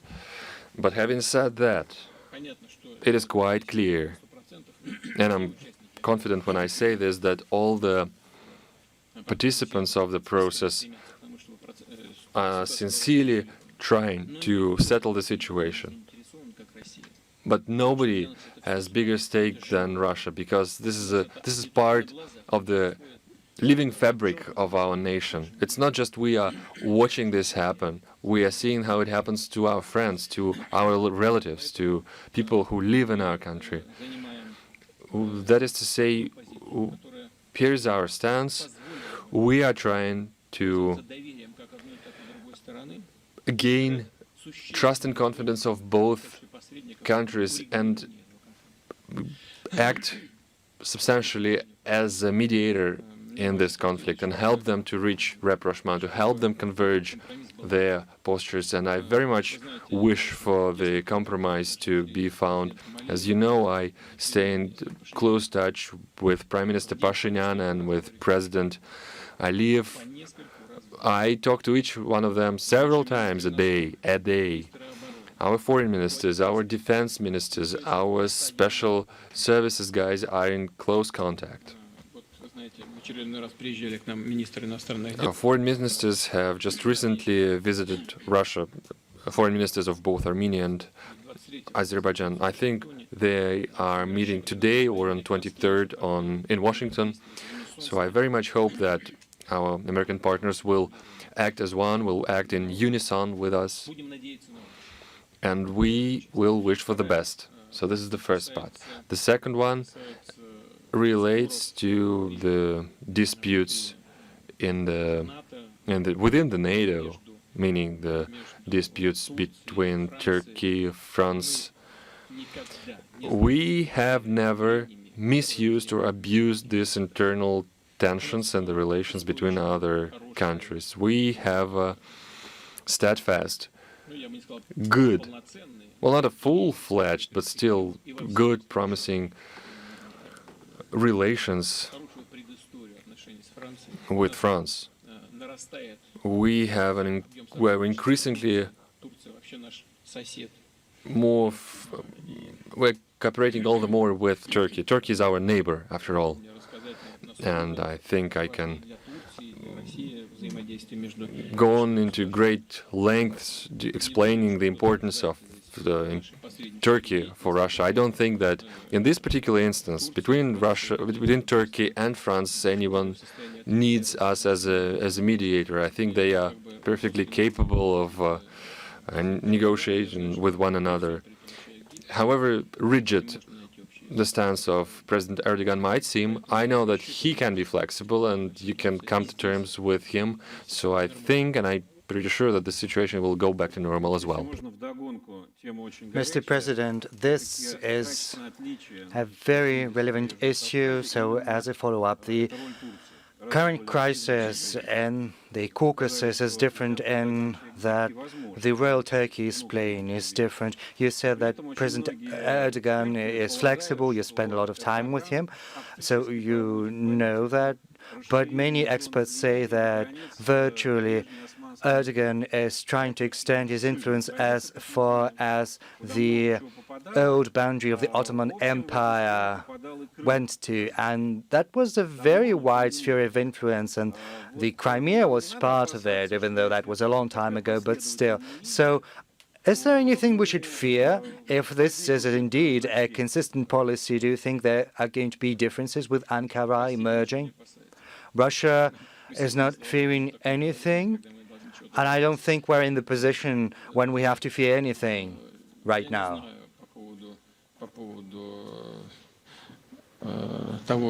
I don't know what President Erdogan is planning and what his attitude is to the legacy of the Ottoman Empire. This is a question you have to ask him. I know that today our trade is more than $20 billion, and I know that Turkey is indeed very much interested in continuing this cooperation. I'm aware that President Erdogan is pursuing an independent foreign policy regardless of any external pressure. Within a very short time frame, we managed to complete Turk Stream project, even though it has taken us years and years with Europe to do the same. We've been working hard at it, but Europe so far has been unable to show at least a modicum of independence and sovereignty to complete a very profitable project. A project profitable to it, that is, Nord Stream. And we managed to do this very thing with Turkey within a very short time frame because President Erdogan understands Turkey's national interests. He said they needed it, and they did it. And the same applies to other spheres like military and technical cooperation. Turkey decided they needed modern anti-aircraft air defense systems, and the best systems there are on the market right now are Russia's S-400 Triumph, and Turkey procured these systems from us. As for any aspirations for the Crimea, I don't know anything about that, nor am I interested in that, because Russia's interests are protected, they are foolproof, and rest assured of that. And I know that other partners of ours understand that full well. Now, as for Turkey's position with regard to non-recognition of the Crimea as a part of the Russian territory, well, what can I say? We have many differences of opinion, in particular with regard to the situation in the Caucasus. Our points of view diverge on many occasions, that's true. But we are aware of Europe's position, of the position the U.S. has taken. They paint themselves as Democrats. And you know that a referendum was conducted in the Crimea, but they show no interest in the vote people have cast. And I'm not even talking about the sanctions they introduced against Crimeans. If they were annexed, then why are they introducing sanctions against the victims of this annexation? And if it's a popular vote, how can you punish for democracy? So it's complete absurdity, complete nonsense. No one should be pointing the finger at Erdogan. Have a look at what is happening in other countries. Well, anyway, Erdogan's position is consistent. He does not recognize the Crimea, nor does he recognize Nagorno-Karabakh. So what can we do? We have to work hard with everyone. We have to be patient, and that is what we are doing, precisely. We have to show everyone that our position is the right one and that we're going to advocate it. And if our approaches differ, we have to search for a compromise. I'll just cite an example. We have different points of view with regard to the Southern Caucasus. We think that it is not with force or with arms that such issues have to be solved. No, they have to be solved at the negotiating table through diplomatic means. That is our position. Yes, some might say that the talks have been going on for 3 decades now and no outcome to show for that. But this doesn't mean that they have to resort to arms. Well, thank you very much. Well, indeed, President Erdogan is consistent, but he recognizes North Cyprus. Is it a sign of flexibility? Well, yes, you are right, absolutely. I had to say that, but you're right to say that, North Cyprus. But as far as I understand, nor does Turkey object to an eventual reunification of the country.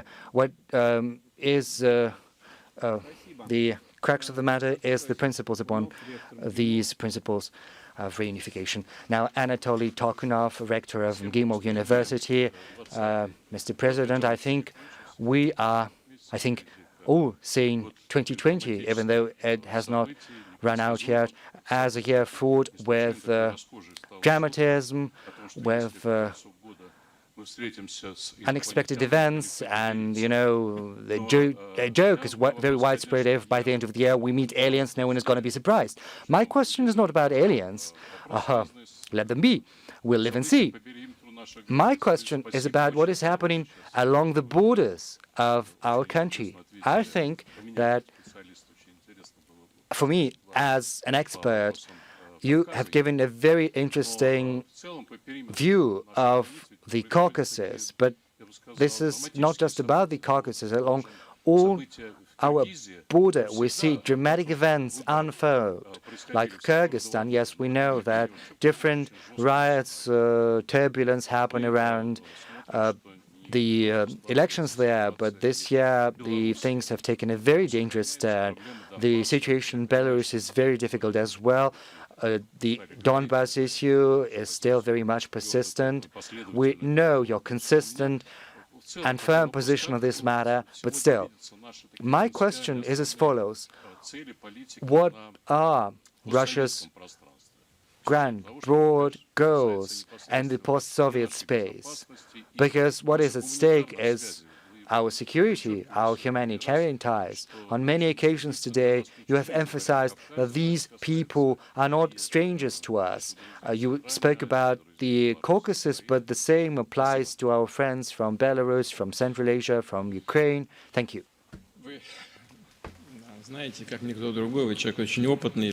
You are aware better than anyone else, I think, as a professional, as an expert, that our policy in the post-Soviet space and the CIS is the centerpiece of our foreign policy as a whole. It is quite understandable because all the countries that you've mentioned are the countries with which we maintain good, friendly, bilateral relations. And the same goes for other countries whose relations with us seem to be at an impasse right now. Still, these countries are no strangers. They are our good neighbors. We know them very well because we used to live together within one country, not just for a short period of time, but for hundreds of years. We have deep ties, a very in-depth cooperation in economy, humanitarian ties too. We speak the same language. Well, in this or that sense, to this or that extent. But we are still people that belong to one cultural space. And that, let alone the history, because we have a common history, like our common victory over Nazism, because our ancestors, our forefathers, paid with blood for this victory, sealing our relations. And I think whatever happens, whatever might happen, this commonality of interest is, in the end, going to pave the way for restoring and reviving our relations, however difficult they might seem as of now. At the same time, when our common country, the USSR, collapsed, and people who were responsible for that failed to think about the geopolitical consequences that that collapse implied. They should have thought that neighbors not just have common interests, but they also have different interests, and the tug of war is very much possible. Be that as it may, I think that we can and we shall find solutions to all difficult matters on our agenda. What we have to refrain from is escalation or fueling. That we shouldn't think just narrowly at controversial issues. We also have to look broadly at what brings us together, at common interests. Let us have a look at economic integration. Tell me, who isn't interested in our integration? Only our competitors, our rivals. Whereas all countries of the post-Soviet space cannot but understand, or at least intelligent people understand, that bringing efforts together, using our common infrastructure like energy and transport, taking advantage of a common language we have, which brings us together instead of bringing us apart, all of that are competitive edges, advantages. Other integration associations have to fight for decades, whereas we have it all served to us on a silver platter, because it has been passed down to us by our forefathers. It's beneficial. Have a look at Ukraine. 2004, one revolution, 2014, another, a coup d'etat. Look at the statistics the Ukrainians provide themselves. They saw a decline of output greater than the one brought about by the pandemic. All industries shut down, the ones that were a source of pride for the Soviet Union: shipbuilding, missile building, aircraft building. These were industries that had been created by generations of people, of citizens from all across the Soviet Union. And it was a source of pride for Ukraine, and all of that is almost non-existent. The country has undergone a deindustrialization process. Even though it was one of the most heavily industrialized countries of the Soviet Union. Well, yes, Moscow, St. Petersburg, Siberia, the Ural region, but still, Ukraine was heavily industrialized, and now they've lost it all through the sheer stupidity of the ones responsible for that. But I think these common interests, as I'm hopeful, are going to pave the way for common sense. You mentioned Belarus. Yes, we've seen the turbulence. But there's something I would like to draw your attention to. You've taken note that Russia has not interfered in the developments in Belarus, and we're hopeful that no one is going to involve themselves in interfering. No one is going to try to fuel this conflict to pursue their own interests. No one is going to try to obtrude external solutions from outside on the Belarusian people, because nothing brought from outside to a people, to a country, to an ethnic group is ever going to work if you do not take into account the country specifics, the culture, the traditions. One has to give Belarus a chance to work out a solution on their own, to arrive at the necessary solutions, decisions. Maybe these decisions should take the path of making amendments to the current constitution or writing in a new one, and this is what President Lukashenko has announced publicly. Yes, some might say that he's going to write something that has nothing to do with democracy, but you can lie about everything, you can look skeptically at anything. But I'm not going to go into detail right now. I'm not going to dwell on that. But what is happening in Belarus, in terms of its quality, is very much different from what you see spill over into the streets of some democratic countries. Maybe there were some issues, but those responsible should be held accountable. But at least no one used lethal force, fighting, shooting at the backs of unarmed people. So this requires work and in-depth look. Now, moving on to Kyrgyzstan, I think what is happening there is a bane of Kyrgyzstan and the people, both the elections and the coup. But what does it tell us? There's nothing to laugh about here. Ну ведь это как во многих этих странах они же первые шаги делают на пути. Many of these countries are only making first steps towards shaping their statehood, shaping a culture for state building and development. On many occasions, I have told my colleagues that we have to treat all post-Soviet countries with the utmost attention and care. And we should be very careful and support these shoots of statehood. We should refrain from any interference, because such interference simply destroys the nascent state institutions in these countries. We have to give these people a chance to work carefully, building new relations, state institutions in their countries, instead of trying to rush in with our brute and abrupt solutions.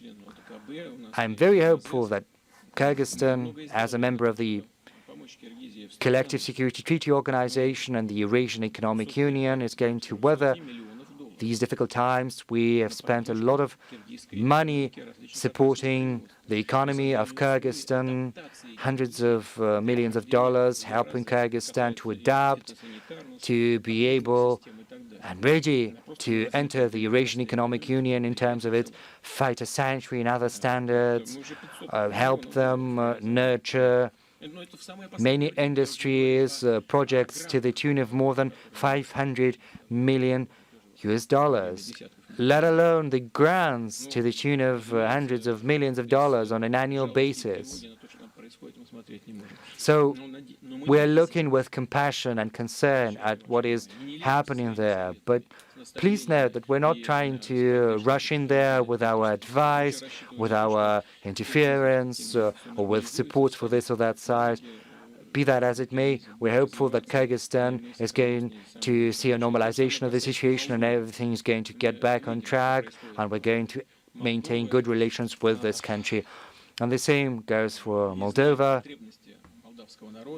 We see what is happening there. We know that the people of Moldova need both democracy and also economic development. But who buys Moldovan wines? Does Europe do that? No, they have enough wine of their own. You know,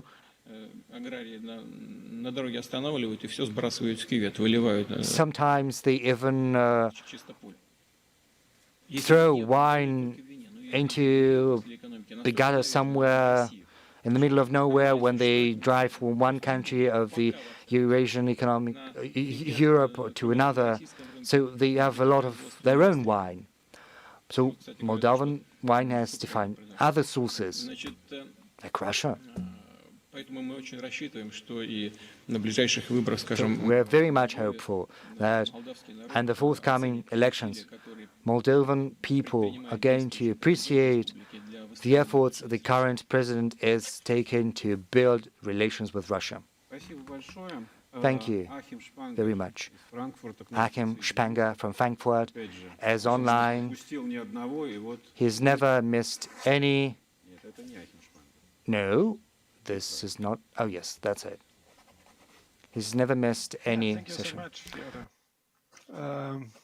Mr. President, allow me to turn to an issue which is connected with a person whose name reportedly is not really used in the Kremlin, at least not in public, Alexei Navalny.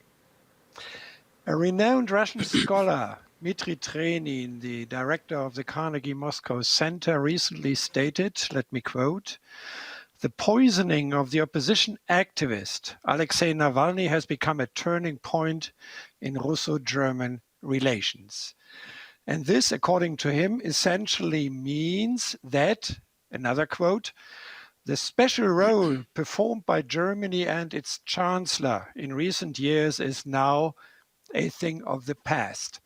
From now on, Germany will have the same attitude to Russia as all the other countries in Western Europe." My question is whether you share this view that A, there was such a special role of Germany in bilateral German-Russian relations, and B, whether you also detect such a turning point now, and if so, what Russia can do to avoid it happening, or conversely, to turn the turning point around again. Thank you.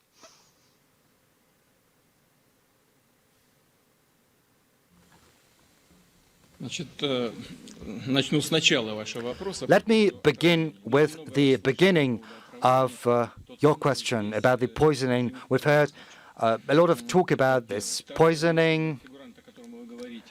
Secondly, if this person you were talking about, if indeed the authorities had wanted to poison him, I do not think they would have sent him to be treated in Germany, right? Right away, once the spouse of this citizen applied to me, I gave the instructions to the prosecutor's office to find out whether we could send him abroad, because there were some limitations because of the criminal proceedings, and there were some restrictions on his going abroad. But I gave the prosecutor's office the instructions to let him go, and he went abroad. Next, we heard talk about the findings of traces of Novichok, the notorious Novichok. We asked to be provided with the materials, but biological materials to start with, and also an official conclusion, so that we could complete the investigation on the Russian soil, so that we had legal and material evidence and reasons to initiate proceedings of our own. And I do not think there is anything wrong with that. On many occasions, our Prosecutor General's office asked Germany to provide these materials to us, and I do not think there is anything wrong or strange about that. And I spoke to one of the European leaders asking to send experts from Germany, from France, from Sweden. I asked to send these experts to Russia so that we could work together, so that we could garner some materials to use as a basis for initiating proceedings. But so far, we've seen none of this happen. And do you think there is any explanation you can provide for that? And it is very strange that this is happening. Okay, so they stated there were traces of Novichok in Navalny's system. The results were allegedly communicated to the OPCW, and then they tell us, no, it's not Novichok, it's something else. So now there is a bifurcation point. So is it a Novichok or is it not? Now we are starting to have doubts about the initial claims. Okay, so let's have a joint investigation. And this is exactly what I say now. If it is so, we can start an investigation and do it together. Our history, there is a track record of assassination attempts against public activists, against statesmen, but those were duly investigated, and the people responsible were brought to responsibility, each and every one of them. We left no stone unturned, no page unturned in this. Now, to the specific case in point. We have plenty of people, the Saakashvili-like individuals in country, but I don't think that at this juncture in time, I don't think that they are currently going to change their views in a moment. I hope that it will happen, that they will turn into actual public activists, something who can contribute meaningfully and not just starting riots on the streets. So a question, it invites a question: where is the quote-unquote normal opposition in Europe or in the United States? Do you think these countries have the actual opposition? There are two parties dominating the political field in the United States, and the rest is taking place in the streets. We, on the other hand, are trying to develop our political system, and we will allow every meaningful contributor, every political actor that acts within the legal framework and is patriotic, will give such opportunity to them. Now to the question about Germany. Over the post-war period, we had a very warm and frank relationship. I think this is caused by the fact that there was a German democratic republic at a certain point, and it was our key ally in Europe. So on the grassroots level, on the political level, on the economic level, we enjoyed some good relationship. And I know that there were plenty of sympathizers of Russia there, and we appreciate that. Now, the reunification process was a process that the Soviet Union played a crucial part in.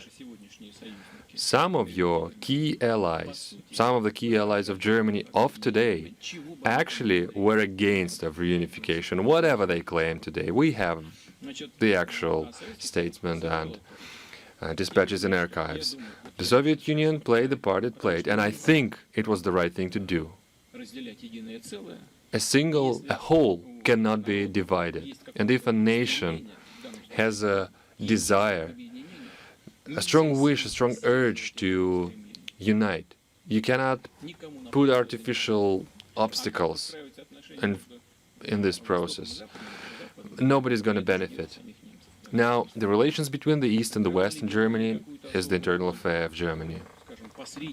Whether the mediation and mediating role was something that was a part of the process, I don't think so. Russia is not a kind of country that actually needs intermediaries. After all, we always had strong ties with Germany. Does it mean that Germany wanted to play a special role in the relations of the West with Russia? No, I don't think so. I think it was the policy of Germany. Now it's our second largest trading partner. It used to be the first one, mind you. Now China is the #1 trading partner. It outstripped Germany. Still, over 2,500 people with German capital still operate in the Russian market. There's a substantial amount of investments going both ways, and there's a major interest in German business circles to continue working in Russia. And we are actually glad to know this, because we know that there is a part of the German community that seeks good relationship with Russia. I've frequently met with German businessmen acting in Russia, and this is my sincere belief that they are our friends. And I think that what they do is they're creating millions of jobs in Germany itself, because they are selling goods, German-made goods on the Russian market, and they are made by the hands of German workers. So this is a mutually beneficial process. This all testifies to the special nature of relations between our countries, and it's a sign of a mutual interest of our countries. And this is what belies and informs our relationship. It's not about the desire to play a special role of a mediator. No, I don't think so. I think it's a mutual interest in one another, and it's not gonna go anywhere. It's not gonna disappear despite any swings of the political moods of the moment, and we on our part will do the best to keep it that way. Okay, let's stay in Europe so far. Natalie Toci from Rome, connecting in. Thank you, Mr. President, for your extremely candid remarks. You spoke very eloquently about the importance, the centrality of the state, but at the same time, the importance of international cooperation. And you, in particular, highlighted areas like security as well as climate, which I would associate also with energy transition. Now, when it comes to security, perhaps a follow-up question on the Caucasus and the resumption of war between Armenia and Azerbaijan. At some point, hopefully very soon, there will be a new ceasefire. At the same time, the conflict itself will not be resolved. Given that the current configuration of the three Minsk Group co-chairs have been unable to deliver a settlement for the last 6 years, does Russia think that this is a setup that should be reconsidered? And then perhaps, if I may, a question on climate change and in particular energy transition. Now, energy transition requires funding. The European Union, for instance, will dedicate approximately 40% of its next generation EU fund to the Green Deal. Now, when it comes to Russia, it is clear that being a country that has depended, quite importantly, on its fossil fuel exports, stabilizing energy markets is obviously going to be key for Russia in order to obtain the funds to move forward on the energy. You spoke in your speech, you highlighted the importance that OPEC Plus played in that stabilization of the market. And I think Russia itself played an extremely important role in ensuring that supplies were cut so as to stabilize prices. But at the same time, we now are in a second wave of the pandemic, and we are likely to see demand continuing to be rather sluggish. Would you expect, or would you like to see in 2021 a further cut in supplies so as to ensure a further stabilization of prices?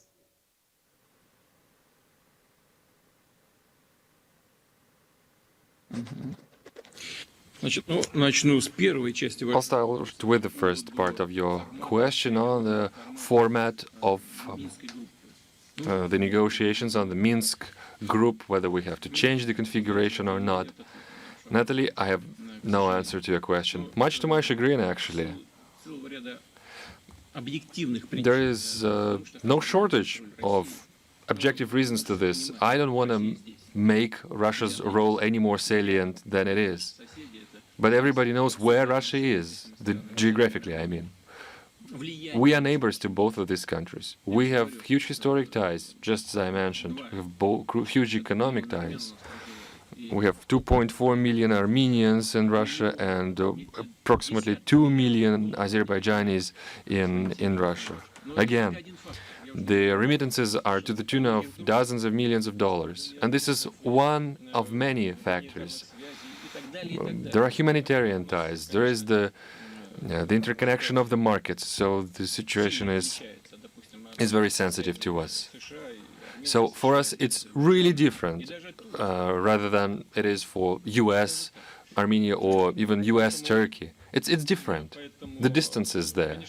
It is not in our case. So we do feel the extra share of responsibility, and this conditions the need to act very prudently. And we need support of the United States. We need the support of France. We need the support of, 10 or 12 participants of the Minsk group. I think Turkey is in there too. It's impossible to address this dead end without them. Maybe we need to reconfigure the group somehow. But we need to find a mutually acceptable deal, a compromise for both sides. For years, we've been looking for these compromises. Trust me when I say this, we were very insistent in it. We were discussing every kilometer of the map, We decided to establish the safety corridors, the exchange, the territory swap. We tried all this, to no result. It all ended in this tragedy of today, and I do hope that the hostilities will eventually end. I agree with you that the first thing we should do is to reach the ceasefire. We need to stop the violence. We agreed about it in Moscow last time. Unfortunately, it did not stick, and we will make further efforts, of course. Now, to the next question of yours. The question was about oil, the fossil fuel, the energy transition, and the oil demand. Well, Russia is also developing the renewables energy as well. It's true. Russia has one of the richest deposits of fossil fuels, but it doesn't mean that we are not going into solar, or they are not looking into the hydrogen economy. We do. Moreover, we are trying to improve the current situation. You probably know that we have decided that in year 2022, 300 major polluters in Russia that emit the most part of the greenhouse gases, we want them to switch to the best possible solution on the market by 2022 and to minimize their emissions and to minimize their environmental footprint. We're fully cognizant of the fact that, oh, by the way, by 2024 they should cut down their emissions, all of them should cut down their emissions by 20%. So there are 300 major polluters spread across 12 cities. But we understand that we cannot stop at this. This will not change the nationwide strategy situation drastically. So by 2030, we seek to halve the harmful emissions. So this is an honest and earnest goal that we set for ourselves, and we will spare no effort to reach it. But having said this, let's be realistic. There is the competition out there. In the nearest future, completely abandoning fossil fuels is impossible, or so I think. I don't think that for the next 30 to 50 years, the fossil fuels will be part of the energy mix. I mean, it's just unfeasible to completely abandon them. So we are aware about the European Green Deal, and we know the restrictions related to it. I'm not sure what is the actual underlying reason for it. Is it the economic rationale? Is it the internal political reasoning that causes new restrictions in international trade? I don't think that restrictions are the answer here. I think that we need to seek to achieve common goal. After all, we followed up on the Kyoto Agreement. We are active, the Kyoto Protocol. We are active participants of the Paris deal. We are not reneging on our commitments. We actually think that we've done the right thing. I've mentioned in my introductory remarks about the pace of the meltdown of permafrost, about the effect for the entire humanity, but, well, we will feel this effect the strongest. We have many transport systems, highways, pipelines. People are living in these areas where the permafrost is located. We have railways going there. There are cities, actual cities, that are standing on the permafrost. So it's an actual issue for us, and we will very much be engaged in the international efforts on the fight against climate change. But it does not disprove the need for fossil fuels. And then again, we have the natural gas. It's also fossil fuel, but it's the cleanest fossil fuel of all. And nuclear energy. We can use any kind of boogeyman stories about the nuclear energy, but it remains and will remain the cleanest source of energy. There was much talk about the electric cars, but what's the primary source of emission in Europe and worldwide? It's not cars. It's the coal that's the primary source of electric generation worldwide. Yes, the usage rate is dropping, but it's still there. So why do you need to introduce restrictions for the use of gas or even diesel fuel? I don't quite get it. This kind of fuels can be made extremely clean, especially if we use the advanced technologies. Well, it all smells of the unfair competitive advantages for the certain industries backed by certain politicians in certain countries. That's the only explanation I can come up with. So it's not about this wistful urge to improve the situation with the climate change. It has an economic rationale behind it. I hope that the decisions made here will be clear-eyed, will be prudent, and the right balance will be struck between the environment and the economy.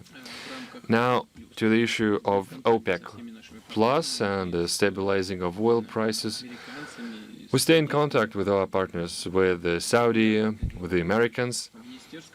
On the ministry level, the contacts are very frequent. Just some time ago, I spent with the Crown Prince.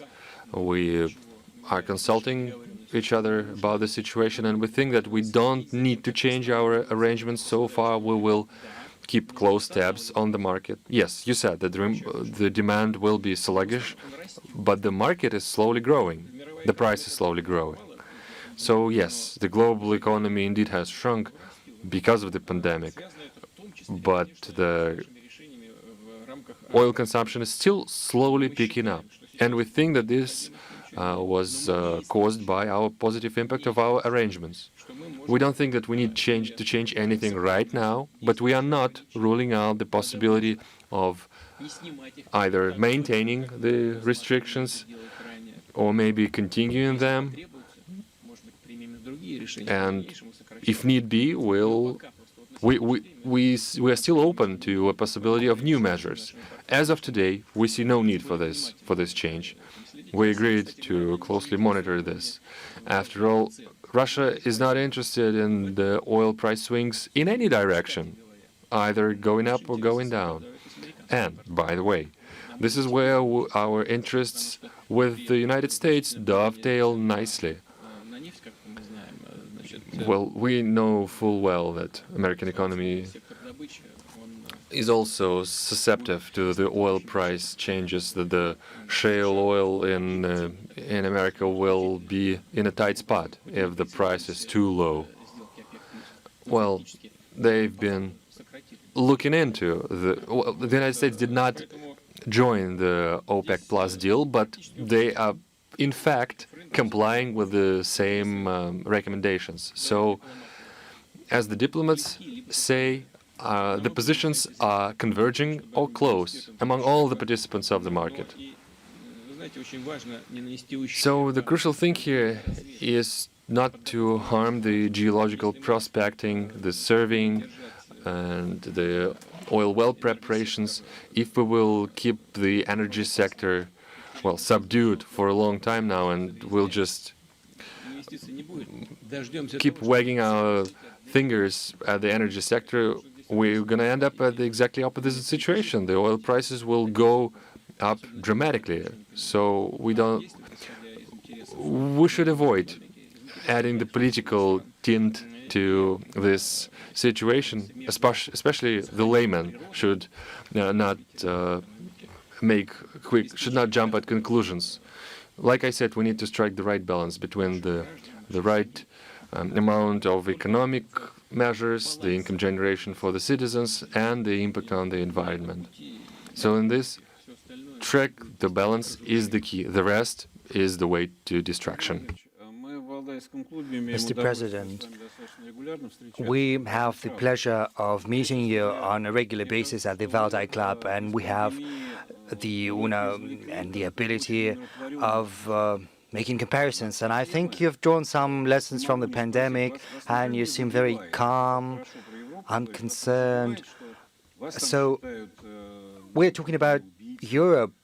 Doesn't not concern you or vex you that they are considering you almost like a murderer, that the sanctions are introduced against your closest allies? You have to explain yourself, justify yourself.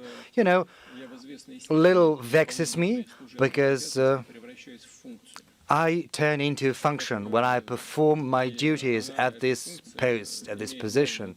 And this function seeks to protect the interests of the Russian people, our citizens, and the country. And all the rest, I simply put it aside so that it doesn't prevent me from performing this function. And I've grown quite accustomed to such criticism. Back when, in the beginning of noughties, we were fighting the gangs of criminals in the Caucasus, and I saw that they were painting me with horns, and, you know, it doesn't concern me at all. Thank you. Let us move to another part of the world, Jan Huoshen, Shanghai. Good afternoon, Mr. President. A huge thank you for this unique opportunity. The theme of this year's meeting of the Valdai Club is new issues, how to turn the global crisis into new opportunity. I'm rephrasing a little. How do we turn the global crisis for new opportunities for Russian-Chinese relations? We see the world is rapidly changing. And amid these conditions, how are we to evolve Russian-Chinese relations, economic, political, and in terms of international cooperation? Are there any new things we have to expect, to anticipate? Well, if the question is, how are we to develop Russian-Chinese relations, my answer is very succinct. The way we've been doing over the recent years and how we are doing that right now, because these relations have been propelled to a whole new level. Yes, they are called a comprehensive partnership, strategic relationship, cooperation, but it's not about the names. The thing is, we have great trust for one another. We've managed to foster very sustainable, reliable, well-functioning ties in different domains, in different spheres.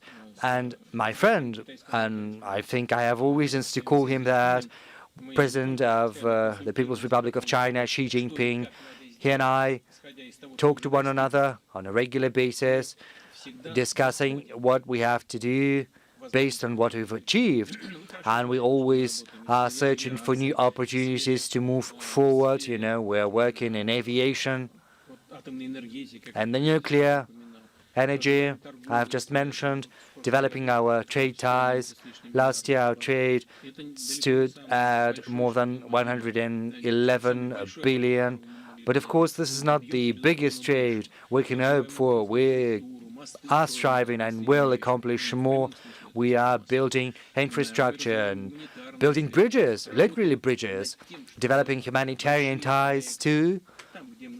We are working on big projects, complementary ones too, in energy in particular. We are planning these projects and we are implementing them. China is a big shareholder in a number of Russian projects and LNG and in natural gas production, not on the border with China, but in the north of Russia. We are also working in a number of other fields. We are also cooperating in the international arena. We've said that on many occasions. This cooperation is an important stabilizing factor in world affairs, which is absolutely evident. Furthermore, there is our military and technical cooperation, where our relation is long-standing, the volume is very big too, and it's not confined to purchases. We're also transferring technologies, and this is the vein in which we are willing to continue working with the People's Republic of China based on mutual respect and with trust to maximize the benefits for the Russian people and for the Chinese people. A follow-up. We've got a question that incidentally, Shanghai is a twin city of my native city of St. Petersburg, and I've been to Shanghai on many occasions. It is a wonderful, beautiful, splendid city, and I would like to wish the people of Shanghai all the best. Thank you. A follow-up to this question from China as well, to clarify a little bit what you've said. Professor Lan Xiaotun asks a very succinct and clear question. How can one envisage a military alliance of Russia and China? One can envisage anything. We have always assumed that our relation has reached so great a degree of trust and cooperation that we do not need that. But theoretically, we could envisage that. We hold regular military exercises and other events, naval and ground exercises. We are also exchanging best practices and building our military. We have attained a very high degree of cooperation and military and technical cooperation. And I think what's most important, we are not just selling and procuring military equipment, we're also exchanging technologies. And this is a very sensitive matter. I'm not going to speak about publicly, but our Chinese friends are aware of that. Our cooperation with China indubitably raises the defense capabilities of China's armed forces, and Russia is interested in that, just as China is. How exactly this is going to develop going forward, well, life will tell. This is not the task we have before us right now, but this is not something we are going to rule out either. We'll live and see.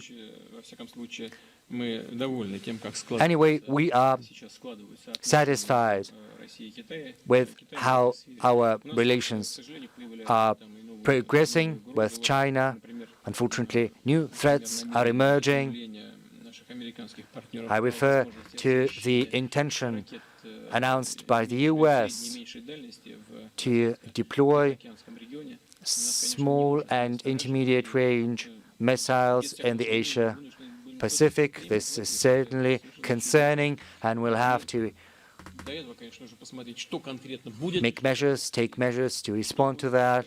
But of course, we'll have to see what exactly is going to happen, what kind of threats this is going to pose to us, and we will act according to ensure our security. Thank you.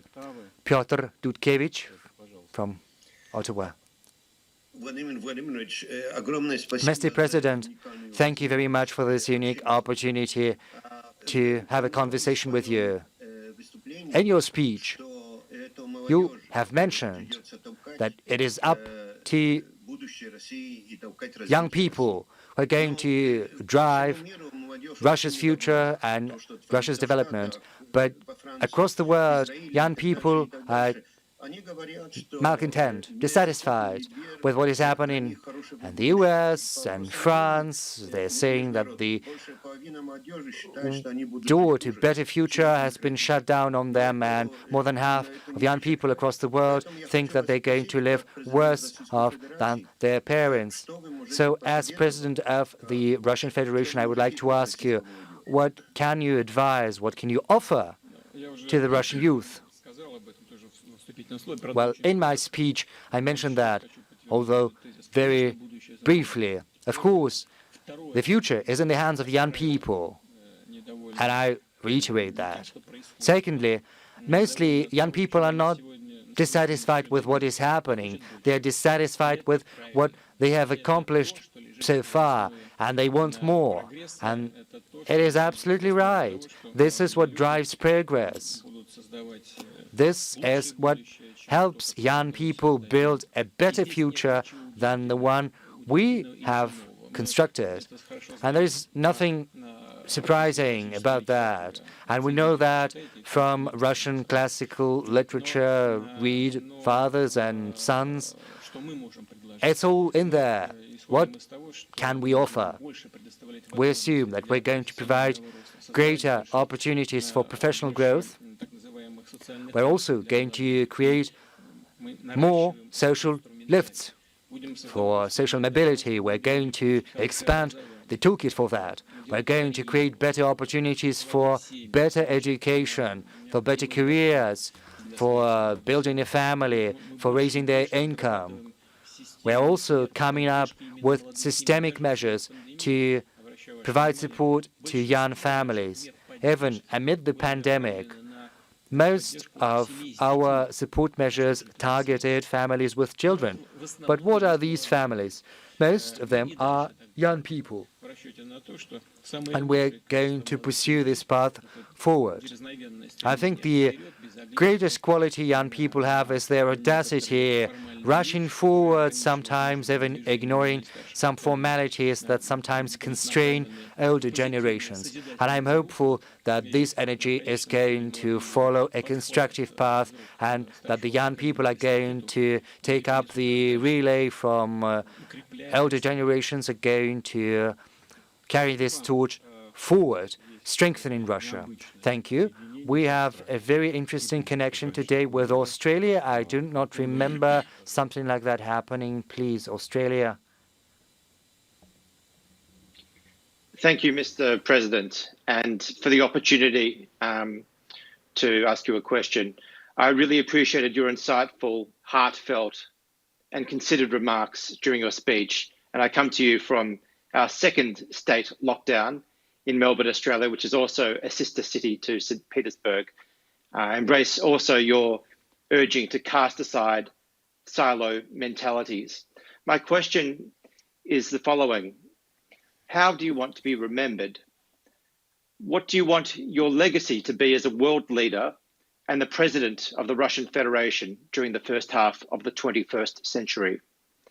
How would you like international historians across the world to write about you and your legacy as a leader, a man, and a human being at the end of the 21st century?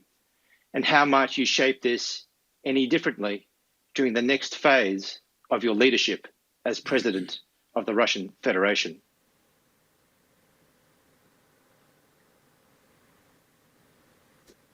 Если был правильный перевод, вы сказали «жившего в 21 веке». You said a man who lived in the 21st century, but we're still living. We're still very much alive, all of us. And actually, in response to your question, these are not the categories in which I frame my thinking. I do not think about my role in history. Let other people who are interested in that think about that. I've never read a single book about myself. I'm simply working day in, day out, attending the current issues, and also casting my view in future so that these current tasks do not impede me from addressing strategic issues. Yes, this is a routine job, that's true, but I think that I also have to think about what I'm to do today, tomorrow, within 3 years, because, you know, we have a budget scheduled for the next 3 years, and we're also thinking about strategic goals as well. And it is precisely to these ends that we have come up with and are implementing national goals, national projects. But this has nothing to do with my desire to save a place for myself in the annals of world history. No, this is about me trying to reinforce Russia, to strengthen it, to ensure the future of our nation. And as for the estimates, assessments from future generations, it is up to them to decide. And I think when these assessments are made, I am not going to be interested in hearing them. I'm a pragmatic man in that sense. And I'm trying to do everything not to build an image of a world leader, which, incidentally, I do not consider myself to be. I do not think in any way I'm different from my colleagues, leaders of other countries. What I'm working at is strengthening the country. This is my goal in life. Thank you very much. I cannot but remember your interview several months ago before the constitutional vote, the plebiscite, when you said overtly that an opportunity to stay as president beyond 2024 was a guarantee against bureaucracy, against people searching for a successor. But if it stays like this, there's never going to be a successor. It's a vicious circle. Well, actually, I do not mean to stand forever. The changes you've mentioned, the amendments to the Constitution, do not simply seek to provide the current president an opportunity to stay beyond 2024. These changes, first and foremost, seek to reinforce the sovereignty of Russia, to chart a course forward for development, to lay a constitutional foundation for economic development, social development, and also in reinforcing our sovereignty. And I think that this is all going to function and work. And as for what happens beyond 2024, we will answer that question when we're near that time. And so far, as Franciscus as the city has said, we have to work everyone till the ground. Mr. President, Alexander Rao. Mr. President, I also have this nostalgia. I remember your speech in Bundestag when you proposed a common space from Lisbon, from Vladivostok. Do you regret that? But I have to tell you that Germany, France supported this idea. It's Eastern Europe that didn't support this idea, and the US that prevents us building relations with Russia, even though many Europeans want that. If you had a chance to speak before the Bundestag, would you include a proposal to work on digitalization into that speech, or maybe something about an environmental partnership that could bring Europe and Russia back together? I think this is a very good idea for the future. Well, what exactly would I say if I were to speak before the Bundestag? You remember, back then when I spoke, I think it was in the noughties, and many colleagues said that it was very risky, it was not very good. But what did I say exactly? I said it was inadmissible when one country pushed beyond its national borders, its jurisdiction, trying to subject other countries to these legal norms. Just broadly, that is what I said. But what is happening right now? Aren't European leaders saying that secondary sanctions are inadmissible? Aren't they saying that the US should not extend its jurisdiction to European companies? If they had had the courage to listen to what I had to say, if they had tried to change the situation a little bit, to shift it without undermining the Euro-Atlantic partnership and the structures that exist, NATO, well, because this is not what I was saying. I was simply saying that it was harmful, detrimental to everyone, even to those who was doing that. But when I was saying that, the European partners of ours didn't think it concerned them, and that is why they were turning a blind eye to it. Or as Mr. Charnomir Merdin used to say, it never happened, and now it happens again. So, you know, it all happens again. It's getting back to us. And I think it is a lesson to everyone who is trying to pursue a policy of exceptionality, because it undermines, as we can see, the cooperation and interaction between Europe and the US, which in the end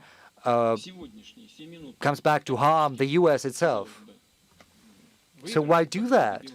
Yes, it might give some tactical benefits, but in the end, it can have very bad strategic consequences, like the erosion of trust. Well, it's not my place to say. We are meeting at the Valdai Club. It is a discussion club, so I philosophize a little bit, but it's absolutely evident. There's nothing surprising, nothing harmful. I never said anything like that in Munich. And if I were to speak once again, I wouldn't say, see, I told you so, and you didn't listen. No, I would not say that. I understand the realities that existed back then, and I see that it's different. We are not living in a vacuum. We see the realities, the great interdependence that exists, and we see all of that clearly. But something has to change. If we are talking about a new world order, then it has to be taken into account when new international relations are being built, and which certainly have to be founded upon mutual respect for one another, respect for the sovereignty of one another. I'm hopeful that we're going to act cautiously, patiently, without undermining the accomplishments of previous decades, but still conforming to the realities of today. We are going to go forward, building relations that are going to be adapted to the requirements of today, as well as to the interests of all agents of international relations. Alexei Yekaikin, we've talked extensively about environment, so what's the time, is it, by the way? Well, we are wrapping up. We understand that we've exceeded all reasonable limit, but, you know, we couldn't but mention the environment. No, we couldn't. I agree on that. Thank you, Fyodor. Mr. President, might come as an unexpected question for you, but we've met several times previously, and I want to talk about the Antarctic again. Today, during the climate session of the Valdai Club, the topic was brought up. Besides, it's an anniversary year, 20 years since the Antarctic was discovered. So Russia has the strategy for developing Russia's activity in the Antarctic. It's either completed or a work in progress. The new Vostok station is being built in the central part of the Antarctic. I think you're fully aware of this. And it might seem like a rosy success story. And one might come under an impression that everything goes well in the Antarctic, but it's not true. The strategy says everything about infrastructure, it says nothing about science. It's a strange thing, isn't it? So we are investing into infrastructure, so why are we doing this?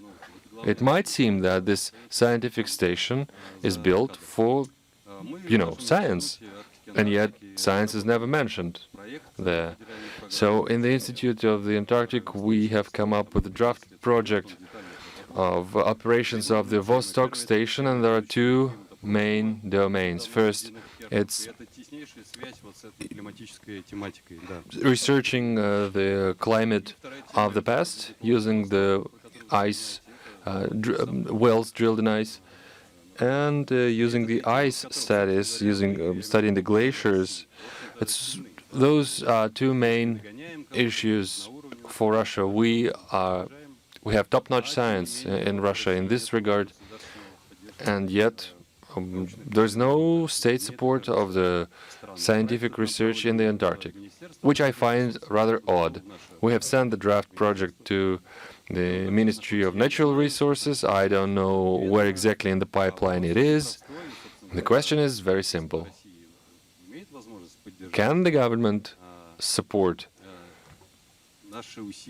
our effort and the scientific track on our Antarctic research or not? And the subject will wither on the vine. Alexei, thank you for the question. The fact that you and your colleagues have actually reached the Vostok Lake and made this discovery that you discovered water there that is, what, 1,000 years old, and that had never been connected to the world above. It's a huge thing. It's huge. It's always been trapped under ice, and I understand the academic curiosity in the scientific community and learning how the climate changed over the history. I've seen these water samples myself when you brought it to me, and the infrastructure that you mentioned, it's the groundwork. It's the groundwork for the research activities. I don't know in particular what funds have been allocated for the infrastructure, what funds were allocated for the research. As far as I know, there are certain reductions in place for the Ministry of Natural Resources. These are enforced restrictions given the economic downturn. I don't know whether it was really expedient and necessary to cut down the Antarctic research funding. If there is somebody guilty, those will be punished. And we'll look into this.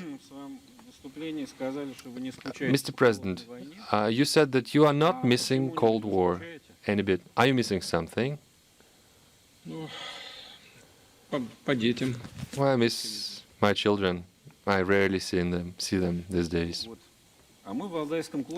Well, and we are in Valdai Club here, very much missing an opportunity to be here in person. I mean, 100% in person.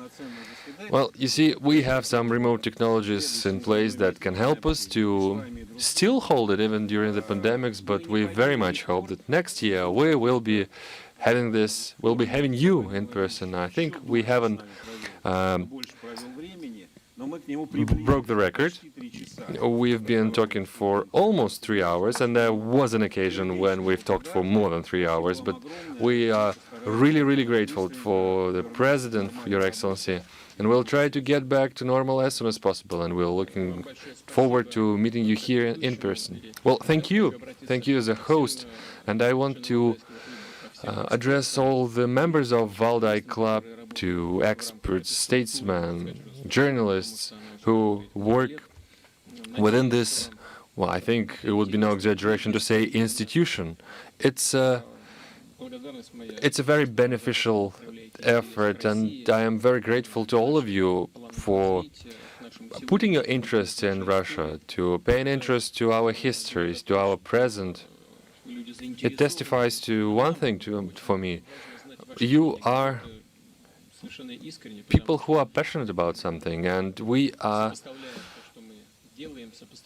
very grateful for your passion. We think that this is very useful and instructive to check, to compare notes, to know what you think about our country, to compare our ideas of what's of bad and good, of good and evil.